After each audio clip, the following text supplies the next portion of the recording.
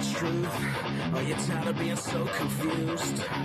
You feel like you're more fucked up than the lies on the evening news. Well, just step right in.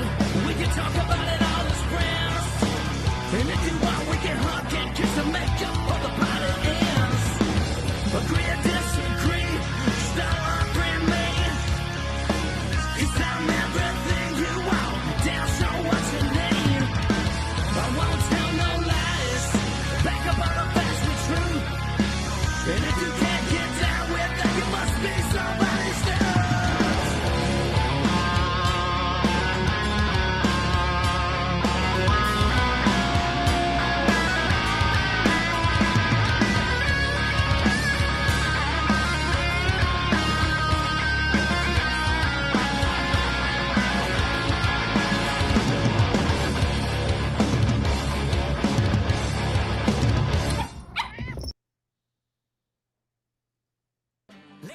What's up, everybody? It's Ryan Weaver. I am on the Don't Unfriend Me show, otherwise known as The Dumb Show, with host Matt Spear.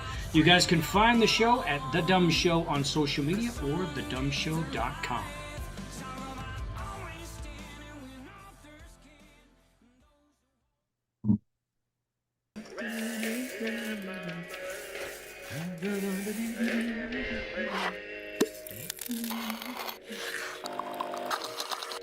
Come on, man. Can you feel the pain? Into him now. About this new world. Ain't no train. Papa's got a brand new eye. Adjusting transmitter output. This is the Don't Unfriend Me show with your hosts Matt, Leeroy, Amy, and Olivia. Geopolitics, military analysis, and election coverage. Coming to you live on all major social media channels at The Dumb Show. Honest, direct, unfiltered. We can agree, we can disagree. Just don't unfriend me. What's going on, Don't Unfriend Me Nation? Welcome to the Don't Unfriend Me show. Matthew Spear from the Don't Unfriend Me show. Leeroy's in the corner. He's in the green room. He's waiting to come on in. He can hear you. Say hi, Leeroy. Hi, guys. How's it going? See, there's Leeroy. All right. We're not going to try to put him on the green screen because that crashed the show every time we do it. So we're going to figure out why that's working that way, and we don't know. First rule of the Dumb Club, folks, is you absolutely have to talk about the Dumb Club. And if it's your first night at Dumb Club, you have to participate with talking about Dumb Club. So share, like, subscribe. You hear it from people all the time. Why do they say that? Well, because every single content provider starts off in a murky sea of nonsense and just a wasteland of refuse of content. And they have to strike the proverbial iron in order to excel. And the thing is that was true 20 years ago, 10 years ago, but it's not true anymore. Is you can have something like we do right now that is at 37 million views. And we've made a decent chunk of money off of it too. It's killing it. But that doesn't change the game, because then tomorrow you have things that get 100 views. It's no longer you have to sustain and maintain, and you have to hit the sweet spot. You've got to have something that people get excited about and they share or they get mad about. So it's a very difficult proposition to do this consistently. Speaking of Leeroy, there he is. So what we're trying to do is figure out how to do that, and we're doing well. I mean, we're doing great on it, but it's not, it's not easy, and it's definitely inconsistent. So the only way for you to help and fix that is by sharing. So when you hear these content providers go, hey, will you share? Will you like? Will you subscribe? We're not just saying that to, beat our own drum. We're saying it because we need you to like, share, and subscribe. And that's on every picture, every video, everything we do at The Dumb Show. If you read it and go, that's funny, then like it. If you really like it, leave a comment. If it's not just a comment, share it. That's great. And then secondly, if you're like, well, I want to support The Dumb Show. I like this show. This is a good show. They must be making millions of dollars. Look at that set. Look at Matt's lovely beard. Look at his hat. Look at Leeroy. I mean, they just they must be making money hand over fist. Well, that's not true, because we are a donation-based site, and thedumbshow.com/donate is where you can help the show. Give $1, give $2, $5. It's free. You don't have to. If you can't do it, don't do it. If you can do it, do it. We expect it. We want it. We need it, and it's the sustenance of life and keeps us going. Leeroy, go ahead. You wanted to say something. I was just going to say that, no matter what how this content finds you, even if you find it offensive, please go ahead and continue to share it. Go ahead and get involved in the conversation. That's what we're looking for. We are not looking for people who are, these straight left leaners or straight right leaners. We want to have a conversation. We want to ask questions and be honest about things. And that's partly what makes this show great. And if you can get down with that, then this is the show for you. Yeah. So there's 2 videos. Somebody said, hey, what video? Well, the first one is my response to Charlie Kirk. That's been seen by 37 million people. 786,000 people have liked it. And that's by far, it's one of the top videos on Facebook. It's in the top 1,000. And that's pretty cool. And that stuff has been feeding us for a long time, getting a lot of followers. Well, then we have several that have went into the millions, 10, 15, 20 million. The one right now, which is really doing well, which is at 2.6 million, is the one where I'm walking in the snow with my glasses on, and then it simply says 2016, 17, 18, 19, 20 riots, 2020, 2021, 22, 23, 24, 0 riots, 25, 26 riots. That's all it says. And essentially, it's alluding to the fact that Democrats riot when Donald Trump's in office, and that thing is absolutely just on fire. It's on fire. And the funny thing is I called up Damani. I said, Damani, dude, you're doing these videos where you're walking around and you're just putting a meme at the bottom and you're walking around in slow motion. I'm like, and you look really tough, but I'm not black. I don't know if I can do that. And he goes, listen, you can aspire to be whatever you want. I said, that's a good point. I'm going to try it. So I tried it and it worked. Then Olivia made one. You guys may have seen that. And she just looks smoking hot. So I'm like, take the glasses off. You look great. And then I did another one. So it's all about just needing your help. We need your help. So if you can't do that, go to thedumbshow.com. We've got great coffee, great shirts, everything. You'll see some ads throughout the show. We appreciate it. But first thing I want to start off with is I want to bring my own little anecdotal story. And then Leeroy's going to bring his anecdotal story about something that happened on Facebook today. Now, every day I get death threats. So I posted a death threat where somebody said that they were going to come find me, and then I gave them my address. So I blocked that out. I saw that. And I physically gave them my address, and I said, it's right here. And I'm like, I'd love to set up a time for you to meet me physically. Where would you like to meet? And they ghosted me. But see, this is the problem, is most people don't have the balls. And you guys, well, that's stupid. You've got a family. No, what's stupid is hiding, because then it incentivizes them to continue to do this. But if you face them head on, one of my first stalkers we ever had, Dusty Dinkelman, I remember that guy. Decided that he was going to go ahead and make some comments about my daughter on her birthday and in a sexual nature when she was turning, I think she was turning 11 at the time, maybe 10. I'm trying to think. No, a little younger than that. It doesn't matter. And he continued, and he called my work. He posted videos. He trolled me, very much like Walz, who we're going to talk about in a second. But Walz is harmless. He's actually retarded. I've seen his entire life, and it's pretty fucking pathetic. But this guy was a little bit a wacko. He was a lefty wacko. And he made some threats. And I finally called him, and then he recorded me, and he tried to get me fired from my work. My work told him to go fuck himself. And he did whatever he could, and it was pathetic. And he did shows on me, and it was horrible, stupid, just stuff. And all because he was wrong. All because he got into a thread with Leeroy and I, and he didn't understand what communism and socialism was, and he couldn't define it. And we just were like, dude, you don't know what you're talking about. You're wrong. And this is like first Leeroy and I ever met. This was like literally a couple of weeks after Leeroy and I met, and we just dismantled this clown. Anyway. So he kept doing it, and he's like, you know what? You're not going to be able to find me. So, of course, I found his mom's phone number. I found his dad's phone number. I found his pastor's phone number. I called them all. I found out where he worked. I found out he was from Houston, Texas. I found out what part of Pearland, Texas is where he was at, or Sugarland he was at, and I found out where he worked. And so I called his boss, and I said, hi, I had a great service from one of these guys. He was one of your best waiters, and he was amazing. Now, if you ever want to steal top talent from a business, this is all you do. And the manager will tell you who their best candidate is, and you don't even have to describe them. He said, was it a guy or girl? Girl. Oh, well, you're talking about Julie, because every manager knows who their best talent is. So I did this, and then they said Dusty Dinkelman, and I said, great, thanks so much. So I got all his information. I know exactly who he is, got his social security, got his record, got everything about him, got him where he was from in Tennessee, everything else. And then I go ahead and I hand the information off to two very hard-hitting, pipe-carrying members of SEAL Team 2 who happen to work in Houston and have a dive company. And they went, and Leeroy knows the story, they went over and they sat in his section. Yep. And they asked him to sit down. And he's like, oh, okay, cool, man. And they did. And they said, hey, listen, we just want to talk to you. We're going to have a great dinner. We're going to order all the best stuff. We're going to order a couple things of beer. We're going to get all the appetizers, probably going to get dessert. And I want to let you know, we're going to give you a huge tip, because our buddy Matt Spare said he wanted us to do that.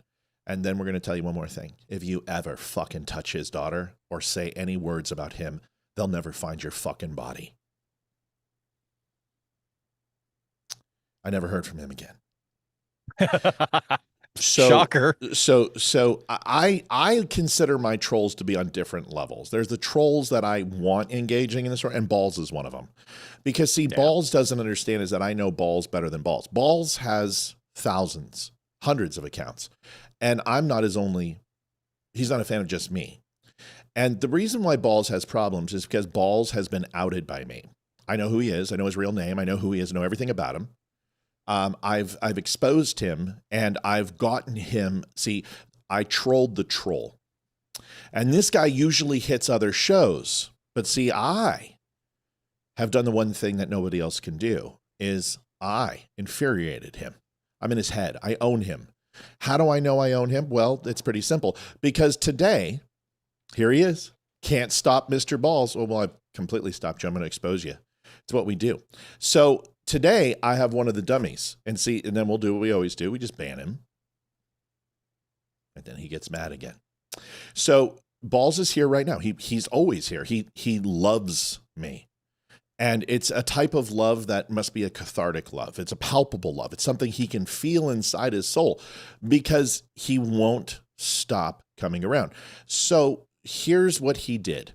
We know that I've been a fan of the chicks on the right lately, and I mentioned them. Well, today a viewer in a very obscure message sent me the following. And it says, Jennifer Rich Hill says, Balls, were you angry you had to make more accounts? And then Ellen says, that's not the flex you think it is. It's actually pretty pathetic. Balls, Jonathan, by the way, is his name. Jonathan Nicholson says, only 3 from these clowns. John Balls, liar, basement, man-child, people say. So the most hilarious thing is Balls is so desperate and such a fucking pathetic loser that he literally all day long, he just goes on social media sites because he doesn't have the ability to do it himself. He doesn't have the finances. He doesn't have the looks. He doesn't have the intelligence. We saw when he came on with you and I, you remember that? And yeah, how his stutter that he had. He got shaken up pretty quickly, if I recall correctly. Like he couldn't complete a sentence without getting getting flustered. He rolled over like a con for a pack of cigarettes. I mean, he just literally just armadilloed that thing. And this is John Balls. So I just want to let you know, John, is that the dummies are laughing at you. Everyone's laughing at you. They even the owner of Wimkin laughs at you. And you've got multiple accounts and everybody knows. And we're never going to stop talking about you because you're a complete lowlife. You just have no life. You hate Jews. You hate yourself. I've seen your life. It's pathetic. We should start talking about some of your when it comes to your criminal record. Maybe we should start talking about those things. Maybe we should talk about some of the debt you have. Maybe we can start talking about some of the people in your life who don't really like you very much and talk about personal stories. Whatever it is, John, we'll just keep doing this because we love you, John Balls, because you help our algorithm and you boost our channel because it's not the ones that love you that help you. It's the ones that hate you. You generate more traffic because you suck so bad and everyone hates you. So keep loving me, buddy. You've been owned. Everybody owns you. Anyone who disagrees with you owns you. Leeroy, what about your story? Well, mine is a little more hurtful. I have a family friend. My wife and I were going on 30 years of marriage, and quite literally, this person was in our wedding party. I'm going to use a first name but no last names, and we're going to try and keep it as disguised as humanly possible. But she made a post, and as of late, she's been increasingly Time out. anti-ICE. I'm sorry. I'm sorry. I have to. I very much apologize. John Ball says, actually, I was at work today. You fucking clown. Really? So that wasn't you on Chicks on the Right? That wasn't you there, John? I didn't think so. John, please. You've already signed on to 4 accounts. You're so fucking desperate, bro. Dude, it's just called copium. We know you got it. Seethe harder. I apologize, Leeroy. Finish your story. You're all right. And so this person who's been, it seems like they are completely anti-ICE. And, you know, if you're buying a lot into the leftist headlines, I get it. I understand why. And so this is the irony of the post, and it kind of tags along a lot with what Matt's theme was. For all of you out there who love to say how the left promotes violence, saying hateful things, celebrating death, take a look at the comments on this post about the man who was murdered by ICE agents, disgusting and vile. So I knew this was going to be something that I wanted to pay attention to. And I'm just going to read a couple of the comments. And the reason I'm bringing this up is because of that opening statement. Read some of the hateful things, right? She's saying that basically this doesn't just come from the left, it also comes from the right.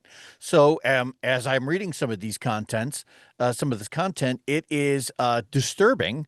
And what makes it interesting is that all of my comments were very tempered. Never called anybody a name, never said anything like, oh, you're a terrible person and you're going to go to hell. Never said anything like that. It was, I cited the law a couple of times. It basically said, hey, you're not supposed to get involved in law enforcement operations. And in return of that, what I had gotten was, I don't know who you are, but it's a damn shame. And you can't just say the words, man, somebody's son was killed last night. What a terrible thing that has happened, blah, blah, blah, blah. This says a lot about you. How sad. Some of the other ones were, here's a particularly interesting one. Keep up the wonderful, keep being the wonderful human you are. Keep caring about others. Just one of the comments in here, which I found really interesting, was basically somebody who was like, hey, please post what your business is so we know who to boycott. It was a lot of name calling. It was a lot of disrespect, and it was all aimed towards the person on the right. So again, when you go back and take a look at the original post, which is like, for all of you who out there who love to say that how the left promotes violence, that's exactly where this is coming from, aimed at somebody on the right. And I felt like it was just a wonderful brouhaha, like, hey, look, we got you. We know that the right promotes violence too. And yet every comment on this lady's post was negative, was aimed towards me, somebody on the right.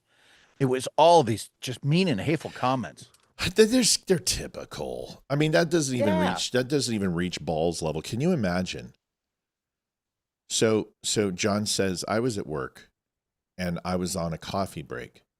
So let me make sure I understand this. You go to your work, you crank out your median income job, by the way, and it's pretty fucking pathetic, dude, that a grown man works where you work. Loser. And then on your break, instead of going to a park, instead of calling your girlfriend, which doesn't exist,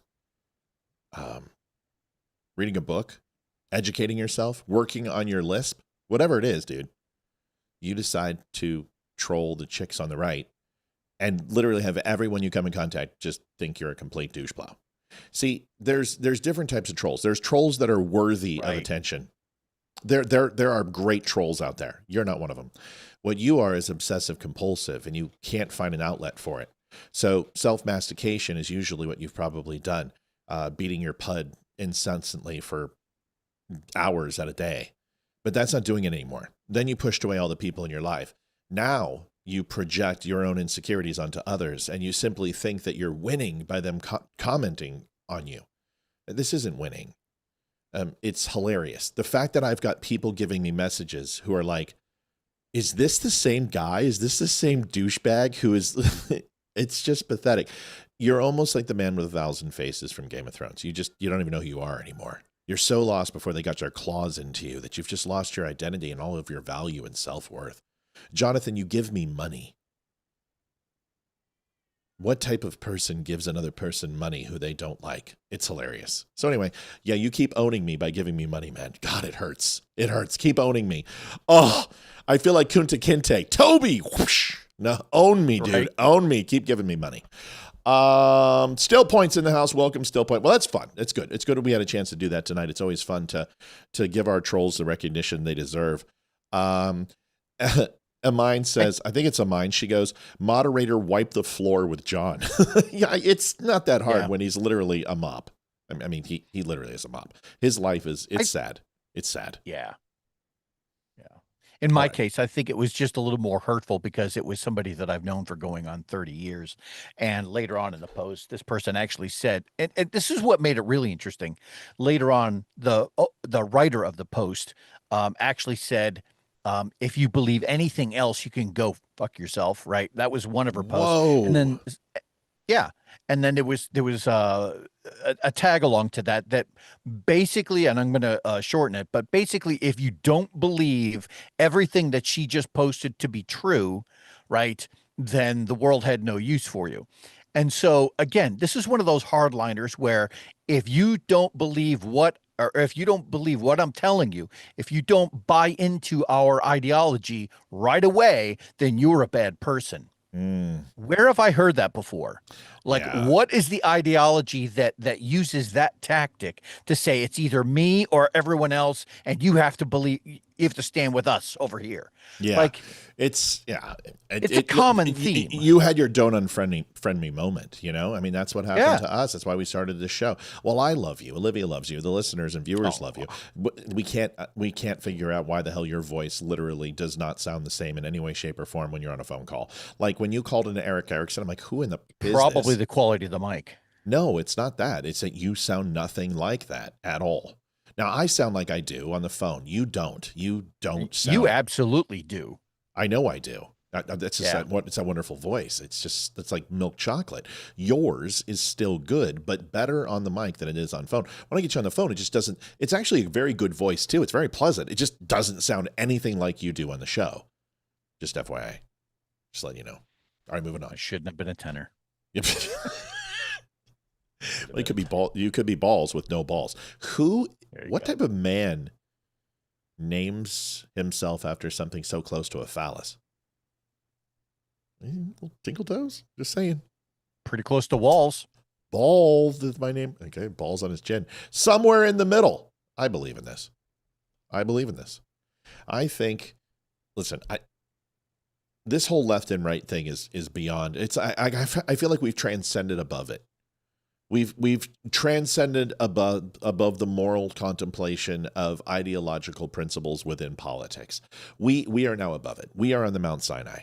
We are looking down. We are the dyslexic tablet owners. We are back on the top of Mount Sinai, looking upon the valley and with our scathing view, judging the political left and right. Because I think Leeroy and I have reached the ecliptic of just going, we're just going to call balls and strikes on who is stupid.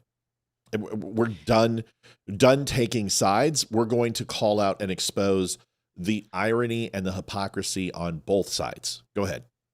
That's exactly the point. Yesterday, when we were talking about Trump, who said, "Hey, you don't have the right to take a gun to a..." Yes, you do. Yes, you do. And here's the thing. I have to have the ability to look at everyone who wants to take rights away from people and say, well, that's a moronic thing to say, right? Now, does that make me regret voting for Trump? Does that make me regret for voting for somebody just because of some of the wild and outlandish things that they say? Well, I get to, in my own mind, rewind about a year and say, what were my options then? Because I guarantee that had we gone the other direction, that by now you would have lost even more rights. Everything would have been in threat, right? Taxes would have been through the roof. There would have been far more of your personal liberties that had been chewed away at by the strength of the big government. So no, I don't regret it. But at the same time, I can still criticize my own party. I can still criticize the right for some of the outlandish bullshit that they do say. Right. I call myself a conservative because I have a lack of options. Exactly. So and second, I don't think it was President Trump who said you can't have a gun. It was Kash Patel and Christie Noem. So Trump didn't say that. In fact, Trump just said, "Listen, we're going to let this play out. And we're going to see where the facts lie." Trump, his kung fu has gotten really good. Like when he says something stupid, it's because he means to. Like he's been pretty good about holding it. Hey, if anyone's seen Tammy Caller, can you guys find her? I'm trying to get her jacket, but I need to talk to her. So I don't know if she's reaching out to Liv or whatever. So Tammy Caller, if you're watching or you watch this tomorrow or tonight like you usually do, just please let me know and get a message out to Olivia or just whatever. We need to figure out about your jacket. Somewhere in the middle, folks. This is a good video. This will walk you through it. By the way, we have a ton of people on. It's good to see everybody. Thanks for sharing. Nice to see. We have nobody on Twitter. Nobody, which is shocking. Can my Twitter people do their magic, please? And over 100 on Facebook, which is nice, and 70 on YouTube. It's good to see. Let's rock and roll. Somewhere in the middle, let's get the show started. Remember, you can donate at thedumbshow.com/donate. Here we go. Somewhere in the middle. The left and the right see these killings in very different ways. You have the left-wing narrative, which is that these two people, Renee Good and Alex Preddy, did nothing wrong, that they were out there defending innocent people in a completely nonviolent way and were murdered for standing up for the vulnerable. And then you have the right-wing version of it, exemplified by the administration, which is that these two people were domestic terrorists who had come out in order to do violence. And I think that the truth of the matter, Natasha, is somewhere right in the middle. Oh. No. Well, wait a second. Hold on. Yes, I completely disagree. That is an orgasmic event for me because this is what I try to do every single time. She laid the facts out. The left is saying this. The right is saying this. The administration came out and called them domestic terrorists. They came out and said he drew his weapon and fired a shot. They came out and said that he went there to do mass carnage. I mean, the administration got it wrong. We got it wrong. Dominic Izzo, as you know, perfect as Dom is, because he's the only one who knows anything about law enforcement since he got fired from it, is that you have to believe one side or the other, that there can't just be this basis. But when I was called out on it, I called out and I reported what DHS said that and I also spoke to an ICE friend of mine who was on location who said a shot happened and then returned fire. So it was my understanding based on the information I had, and I went and corrected it. I literally corrected it 37 minutes later live for 2 hours, and we laid it out and we corrected it.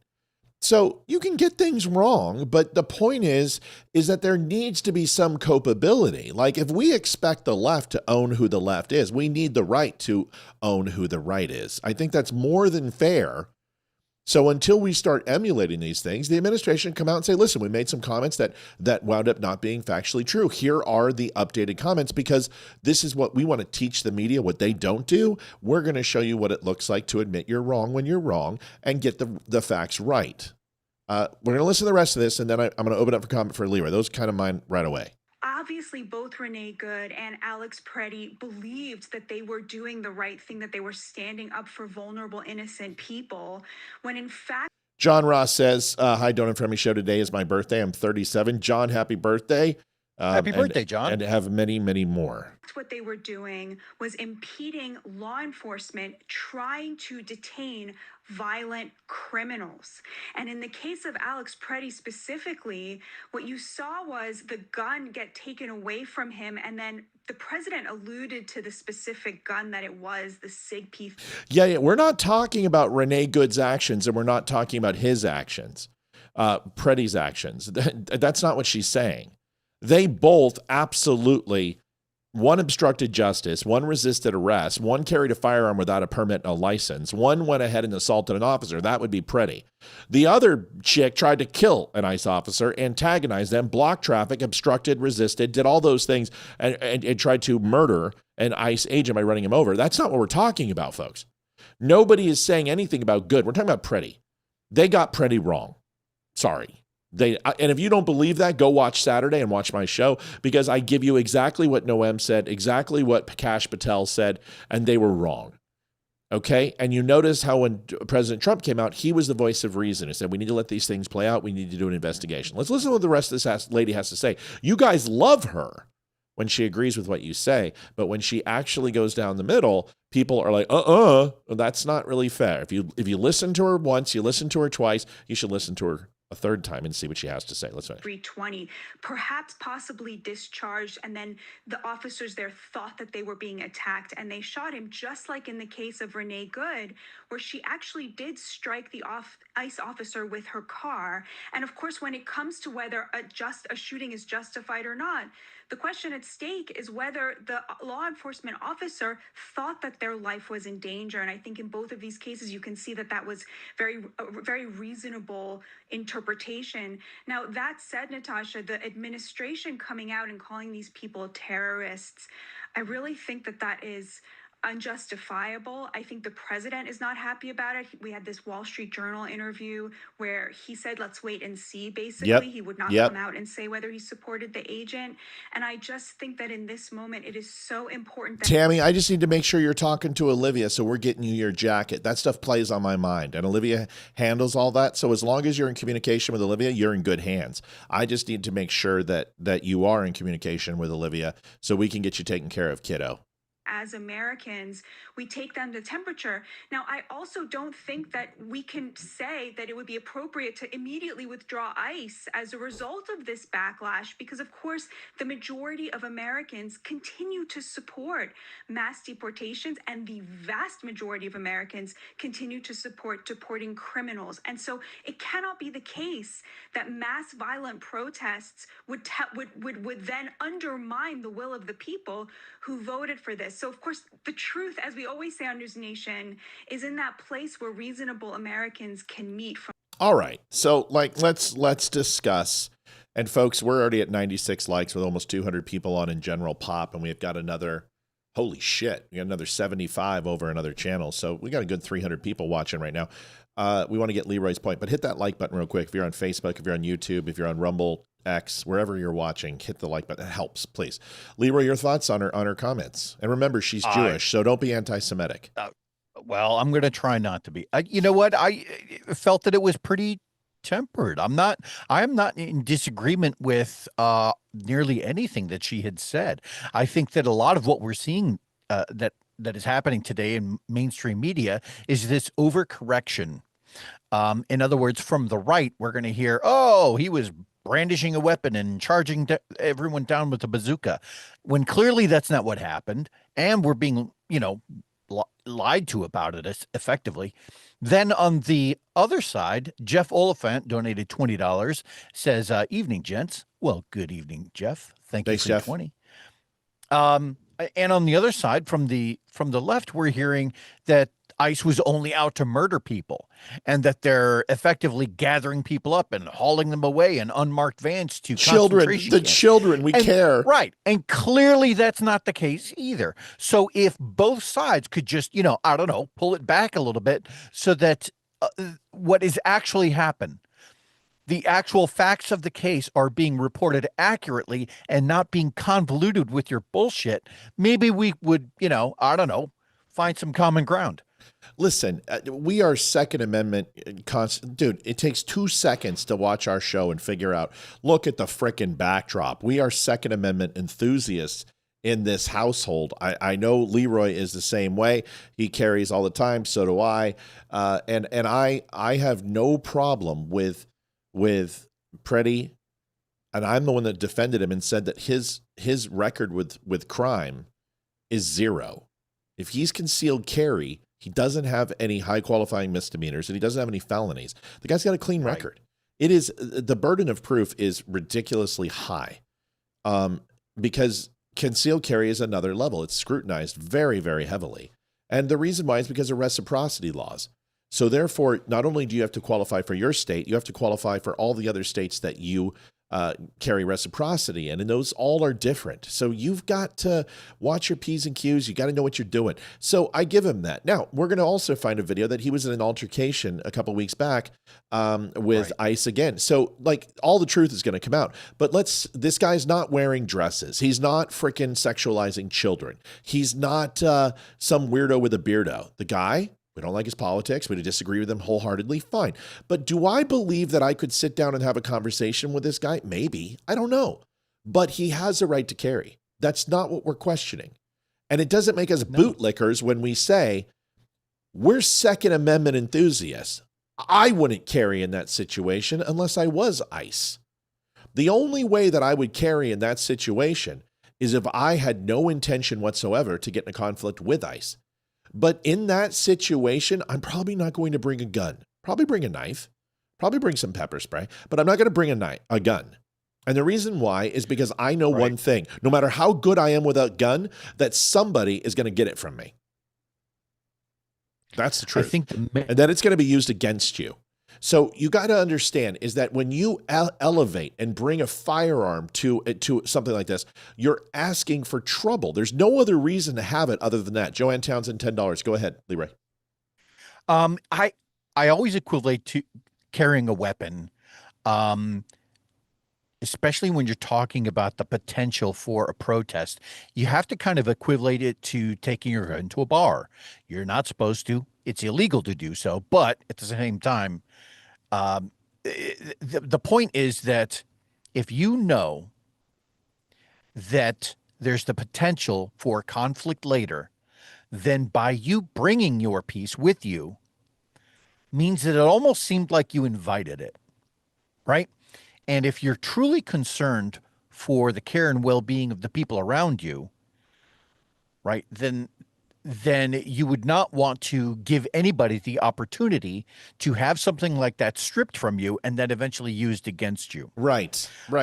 And I think by his carrying, and I don't care that he carried. That's not my issue. My issue with Alex was that he stepped out into the middle of the road to confront ICE officers, right, filming them, which is already in conflict of several USC codes. In doing so, whoa, time out. What? Filming officer is not constitutionally in any state. It's a protected right. You can film any officer you want as long as it's on federal property. You can film, but you have to. There's a gray zone. There's a buffer zone, and you're not supposed to impede. Yes, there is. No, there's not. Between 8. Yes, no, there is. No, there's not. You're you're absolutely wrong. It's not between 8 and 25 feet. That's not what you're saying. It's not what you're saying. Yes. No, you said filming. Yeah. You can film anything you film. want. You can film, but the moment you inject yourself into their bubble. No, that's different. That's not filming. That's not filming. You're interfering at that point. Okay, listen to what I'm trying to say. You can film. You didn't let me finish. Yes, I did. You said you cannot film. There's USC code violations on filming police officers. There are not. You didn't let me finish. Rewind it. Go ahead.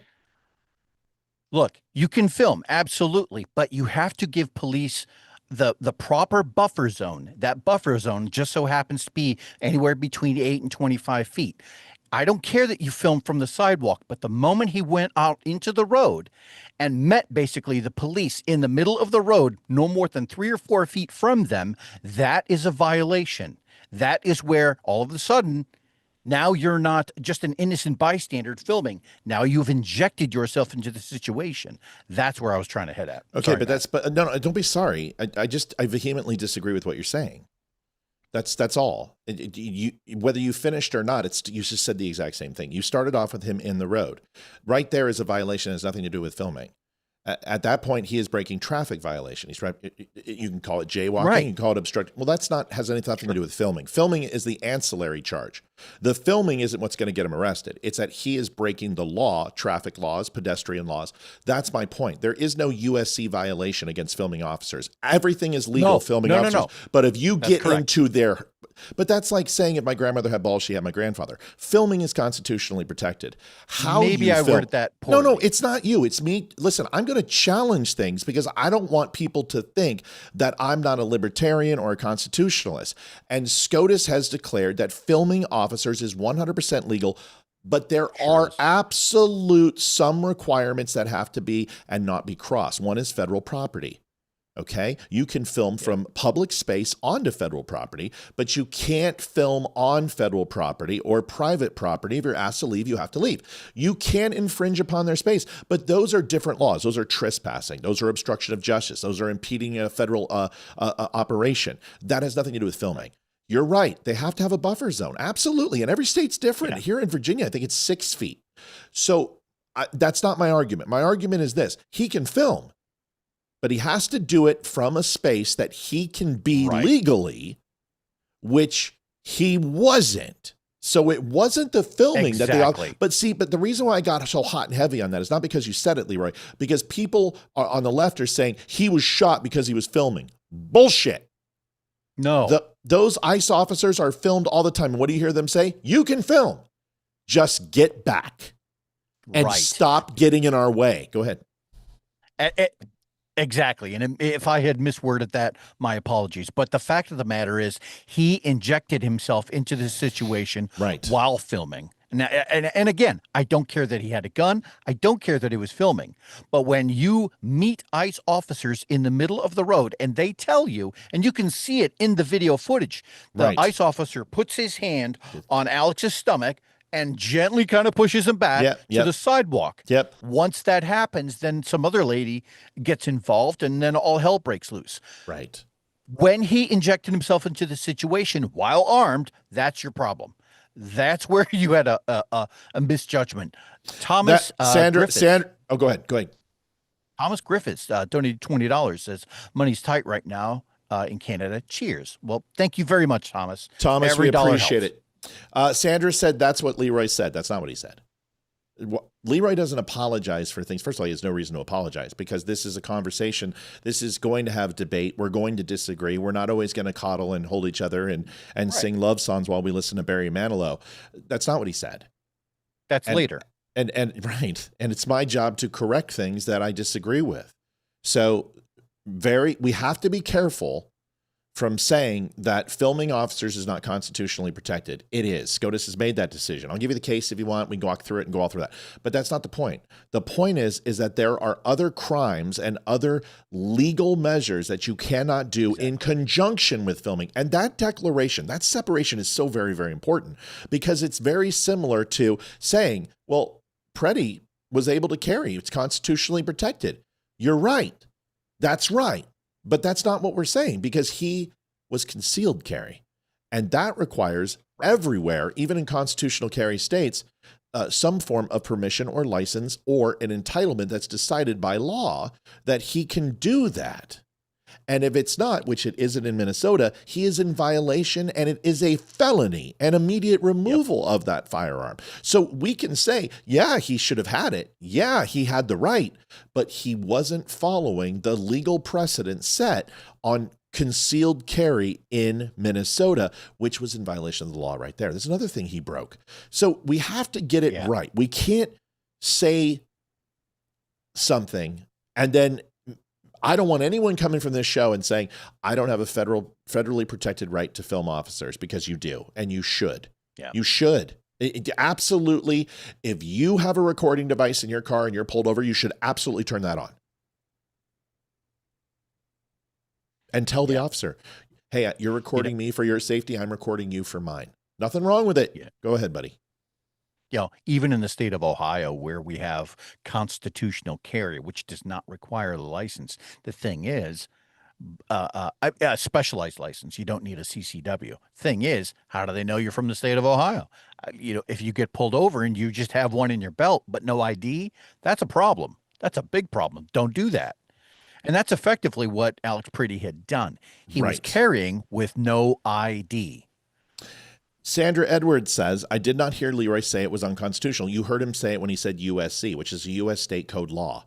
It's a federal law that actually usurps the state's 10th Amendment right and says that this is no longer viable or can't do that. When you apply USC codes to something, you're saying that it's unconstitutional.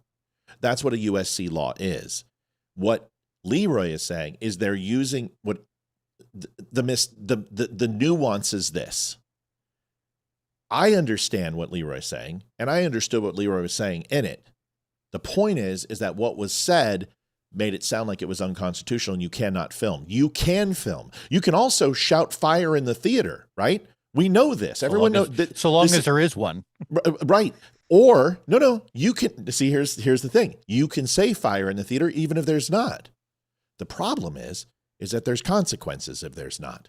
So what Leeroy's point is, you can film and it's constitutionally protected, but if you break the law while filming, your rights are going to be suspended for an indeterminate amount of time until you are either arrested or investigated or apprehended or stopped or detained. Whatever that is, your rights will stop at that point because you're breaking the law. That's a very big difference. And there are USC laws that actually constitutionally forbid you to record federal officers. That's not true. Do we understand? Good, because I'm done with it.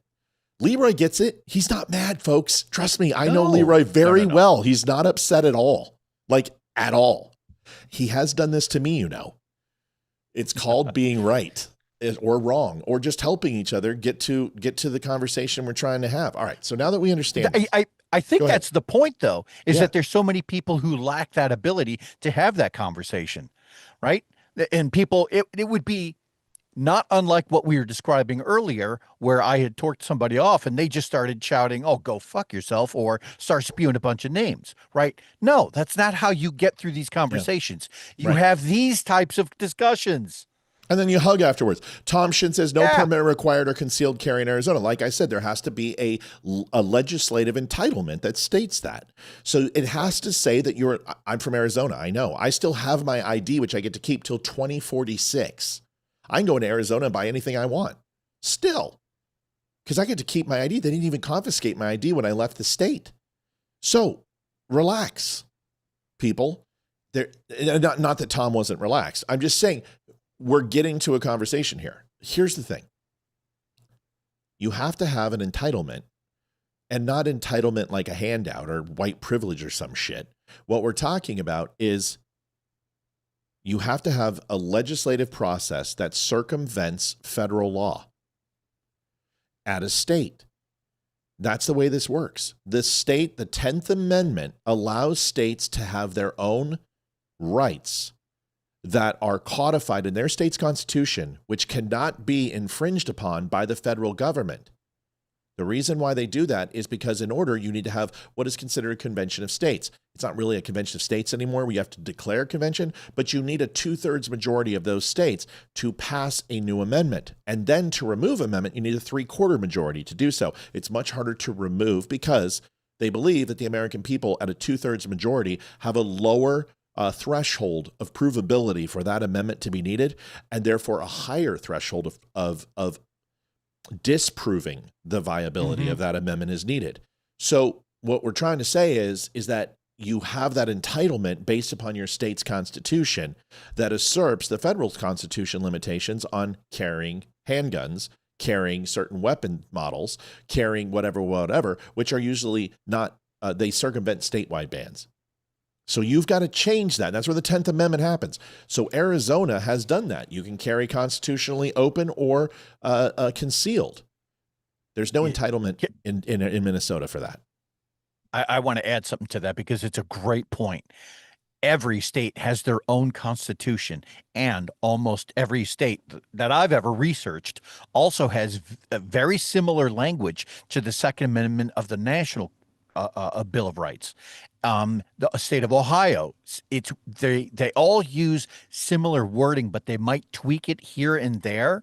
And so when the anti-2A groups like to try to pick apart the Second Amendment at the national level, what they fail to understand or what they fail to do is realize that the average amongst every state, when they're talking about their gun rights, it spells it out pretty clearly that it's an individual right, not something that's attributable to a militia, that it is something that is not able to be taken away. And that's, again, you have to read each and every state's constitution to get there. But once you've realized that and can kind of smooth over that entire process, it's really eye-opening. Some guy comes on there, and I was talking about Lake and Riley and, Olivia's video, and he goes, "Oh, yeah, well, where were you, asshole?" And I said, "At your mom's house or working?" Love liberals. Listen, good conversation. This is where the rubber meets the road. I'd rather have this conversation with a good friend than have a conversation with a liberal, because you won't see eye to eye on things. It's just... Right. There are plenty of things that I go and listen to some of our conversations on the military and intelligence, and there are things that I say that were relevant 30 years ago that are no longer relevant today. And he knows this because he was in the same time I was. And he goes, "Wait a second, Matt, they don't do that anymore." And I'm not like, "Well, I don't understand." It's just, it is what it is. You guys, we come from a world where you are corrected by your peers and you receive feedback constantly on your performance, how you present yourself. And if you can't take a little fearless feedback in a moment, then you shouldn't be on this show, because this show's all about it. Yeah. Tarlov and Kaylee McInerney. Listen, I have a soft spot for Jessica Tarlov. I don't know why. Really? Yeah. I don't like her politics at all, but I also know why she's there. She's there to play the oppositional voice. And she's told that no matter what position the five take, you will take the opposite. And they will all beat you up for it. That's her job. You guys don't realize that because you don't produce shows. But this is what they're doing, and it's for ratings. And it's the same thing they do to Scott Jennings. It's just Scott Jennings is much better at it than Jessica Tarlov. And Scott will come at them with one-liners, and he can get it off without them cutting him off because it's quick, it's poignant. Jessica Tarlov has to go on for 20 minutes. But I have a soft spot for Jessica Tarlov. Okay, I have a few people who know her and say she's a pretty decent human being. Her takes are shit. But just look at her and Jesse's relationship. It's actually very, very cool. And there came something that happened about a year and a half ago, less than that. Actually, it was about 6-7 months ago, I believe. Is Jessica Tarlov was pregnant. She was full belly. And Jesse leans over and touches her belly and says something. And everyone, including Greg, go, "Jesse, you can't touch her." Monica Crowley was there. She's like, "Dude, you can't do."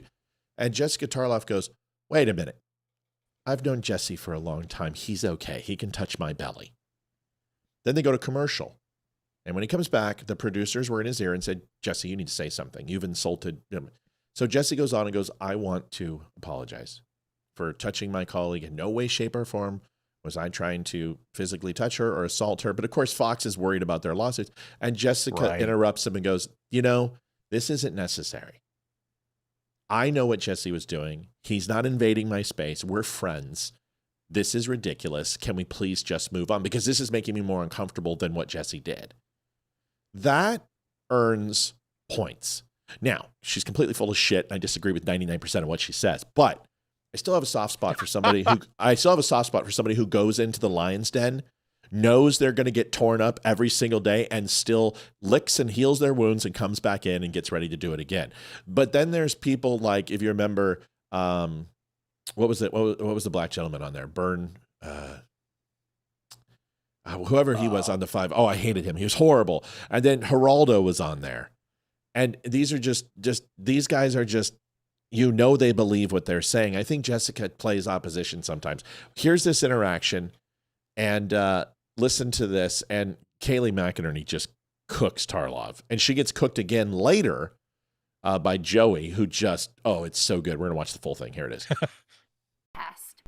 That should be upheld and respected, and it is not being. Jessica, did you call for an investigation after Renee Good? You did? Yeah. Well, are you calling for an investigation now, or are you just stating a conclusion? Because it seems like you've arrived at a conclusion before an investigation. I'm saying that Jesse said this isn't Wow. This is divisive and it's partisan, and it's not. I think it is irresponsible to call someone a domestic terrorism before you have the facts. So you agree with me? Yes, I agree with you on that. Stephen but Miller, here's the point, Jessica. We've listened for 2 minutes. You are no different than Kristi Noem. Kristi Noem came out and said domestic terrorist. You are coming out and saying murderer. When you say murder, you are calling those 6 agents murderers before you have sex. The responsible way to handle this is to say, one, it is a tragedy anytime a U.S. citizen dies. It is a tragedy that Renee Good died. It is a tragedy that Alex Preddy died. Number 2, we call for an investigation because we don't arrive at conclusions. We don't. Yes, Juan Williams. I wanted to say Bernard Shaw because Juan and Bernard look exactly alike. That's really not racist of me to say that black people look alike. Bernard Shaw and Juan Williams do look alike. Go ahead, Leeroy. I got 6 seconds. Hold on. Let me just get the 6 seconds out. Domestic terrorists who were killed before investigations disagree with the administration on that. So too does President Trump and on Renee Good. No, well, he didn't test. That should be go ahead, Leeroy. It's your boat. Not being. They were not. Did you call for? Nothing. I was just laughing at your comment because I was like, nobody's ever thought that I look like Terry Crews. Yeah, well, that's true. Because I'm sorry. Because listen, here's Juan. Okay. Oh, I do remember him. Yeah. Here's Juan, and here's Bernard Shaw. I mean, come on, dude. Yeah. I mean, come on. It's the mustache. Yeah, it's the mustache and same hairline. Yeah. Yeah, because if I pull up a photo, and I say which one is this. People are going to hesitate and be like, no. Juan and Bernie look alike. All right. So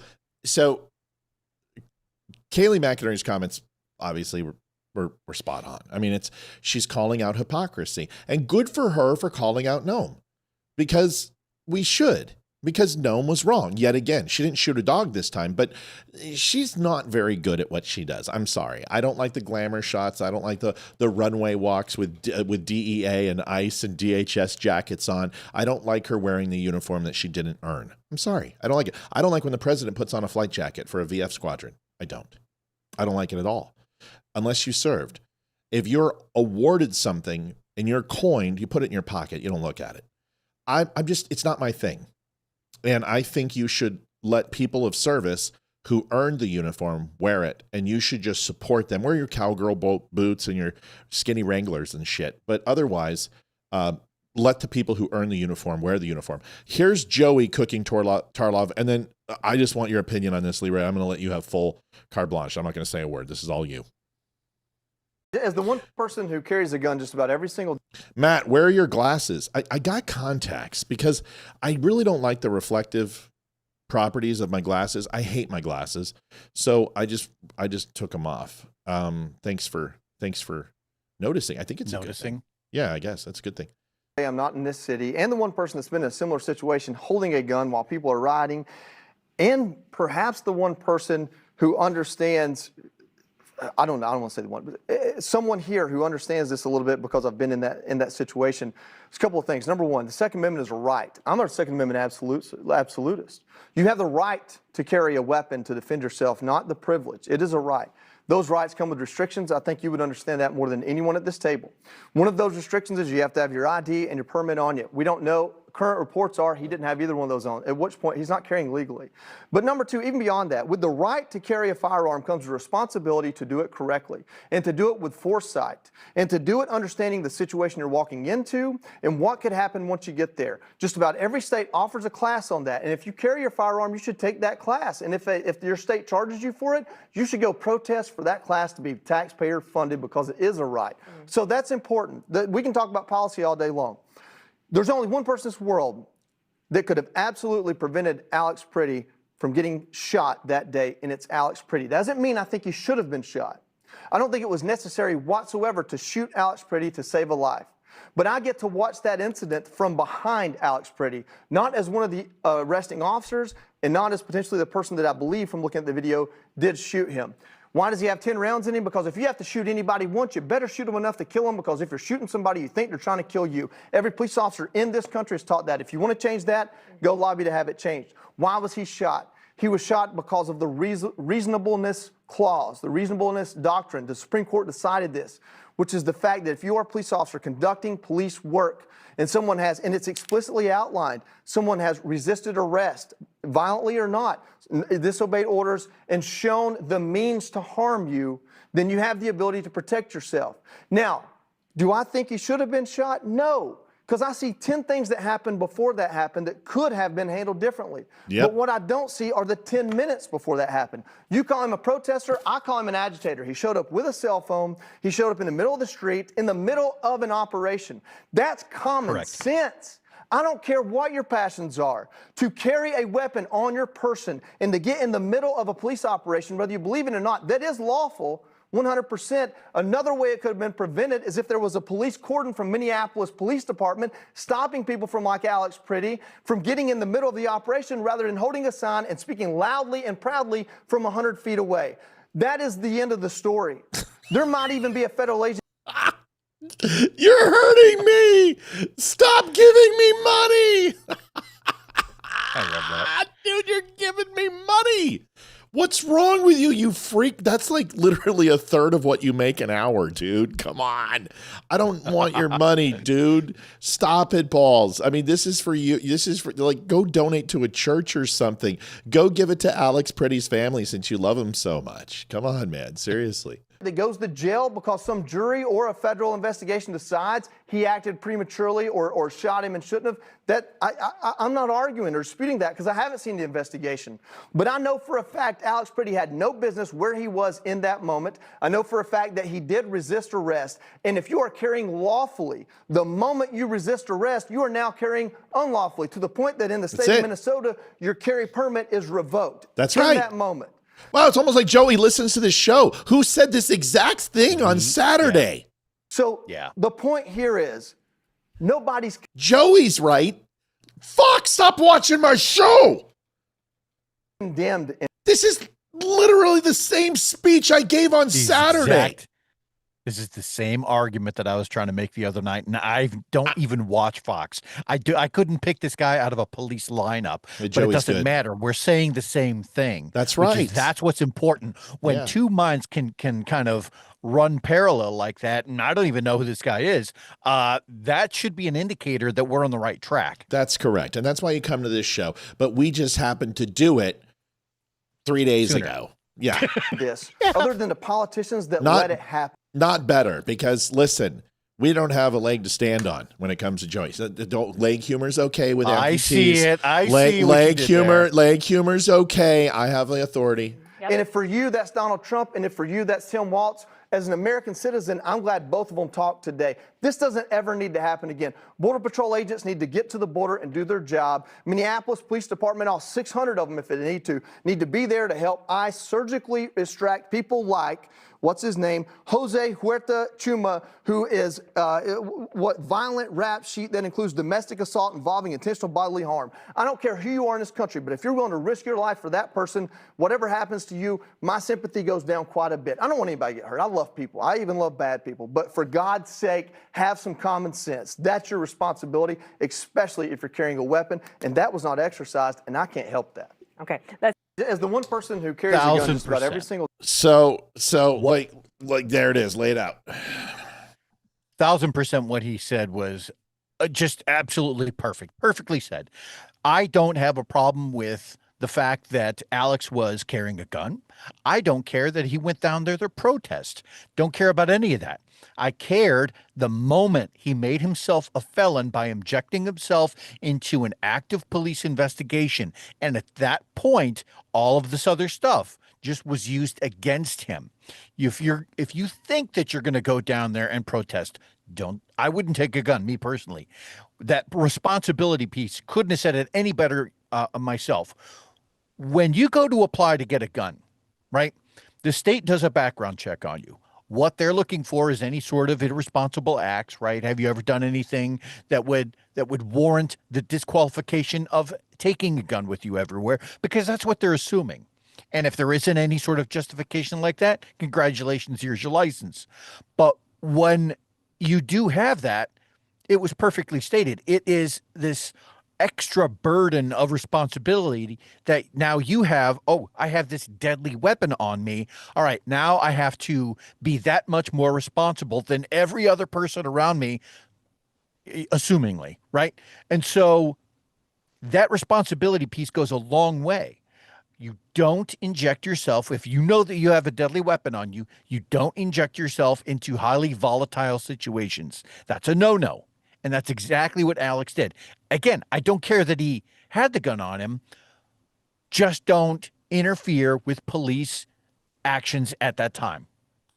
Right? Because that's when you make yourself a felon. That's when you put the, I'm going to say it, bullseye on your back. That was the bad judgment call. And when bad judgment calls, they happen, right? People get busted for drinking and driving all the time. Some people in the military, they might go and try and sell state secrets. Mistakes happen, and you have to be accountable for them.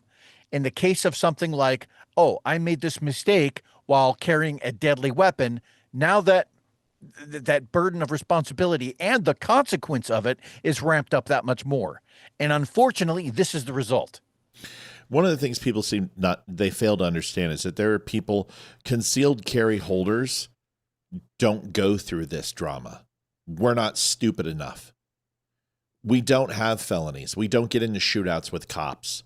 We don't break the law. So when people are like, oh yeah, well, if it was a Republican or a conservative, it wouldn't be. And history states it hasn't. Not one mass shooting has ever been perpetrated by a concealed carry holder, period. Ever. We don't break the law. We follow the law. We respect the police department. We respect our Second Amendment. So to see this Purdy guy carry a firearm and get into a situation and resist police officers, it's a mark on our eyes. And the NRA not condemning this, is fucking stupid. The NRA just shows that they are absolute shills. For the first time ever, I am absolutely ashamed to be an NRA member. The NRA doesn't do anything for us. They didn't do anything for us in Virginia when they tried to take AR-15s away. They did nothing for us in California. We pay our dues and they don't do anything. They're a bleeding organization that's going bankrupt because they do not stand up for us. And people have decided to leave. They've decided to give their money to the USCAA and other types of organizations that protect our rights because we need to find somebody other than the NRA. We have to get private insurance now to conceal carry because we know the NRA isn't going to help us. They're not going to bail us out of jail. They're not going to give us money for lawyers. They're not going to do any of those things. They used to. The NRA is just like the Wounded Warrior Project, and I know Bubba's going to get mad at me. All they do is fundraise, and that's what they're good for. So what I want to see is people can say, listen, I respect the Second Amendment, but you know what I care about more than just the Second Amendment? Is I really care about the well-regulated part. And the well-regulated part, I've said this a million times, doesn't mean restrictions. It means like well-groomed, well-taken care of, good decision-making. That's what well-regulated meant in Old English. So when that part is used by the Founding Fathers as well-regulated, what they're saying is that it must be a proper, a professional, a good decision-making, well-kept machinery. All of it is well-regulated, not restrictions, because we've talked about this before. They're not going to create the Bill of Rights, which literally stops the federal government from usurping the power of the people, and then give you the one thing that can stop that and only give the government the right to carry it. This is yours. You have a right to have it. But while you have it, just like a vehicle, just like drinking and driving, just like operating a hacksaw or a chainsaw, there are safety regulations in place to ensure that your rights don't take away somebody else's unwarranted or unwantingly. Right. We're Second Amendment owners. We believe in the proper and responsible carrying of our firearms, the housing of our firearms, the use of our firearms, the maintenance of our firearms. And what he did was absolutely antithetical to what any good CCW or CCL carrier knows. He knew what he had to do because he sat through the same classes that Leeroy and I went through, whether it was in the military or a civilian. That's our point. Get it? Good. Oh, I got it. I just got their new magazine, new format, but kind of agree, Matt. Yeah, the NRA is just like meh. Yeah, the GOA, I left the NRA. You got that right, Matt. I stay as far away from the Leos and the altercations as possible when I carry. Yeah. You know what's funny is most of the Leos know you're carrying anyway because you're printing some way and they know. They know what to see. They know what to look for. Leeroy, go ahead. You know what? Bottle this up. I was just going to say that there was an additional quote I wanted to throw at you, and we use this occasionally, but a lot of what you're hearing now is that somehow there's been this surge of enthusiasm for the Second Amendment from, of all places, the left, right? Because they're trying to use this politically, not by way of, oh, you actually do have that right, which you do. But there was a quote that one of I would like to think a friend of our show, Nick Freitas, had once said, is that you're not responsible for how someone uses their freedom inappropriately. And what that means is that just because some jackass out there goes and whips their gun out and starts shooting up a bunch of people, or doesn't report it, doesn't have his ID, whatever the case is, that's not on you. You still have that right, and that's what the left would like. I mean, right now the headline is they think everybody should have it, but give the next term, give the next administration that it happens to be a D after their name, then it's going to flip completely on your head, and you're going to find out, oh, they really aren't that pro Second Amendment to begin with. So this is good points. Tommy Cawthon says, Brad Wood, yes or no? See, I always have an extra mag with me when I carry wherever I go.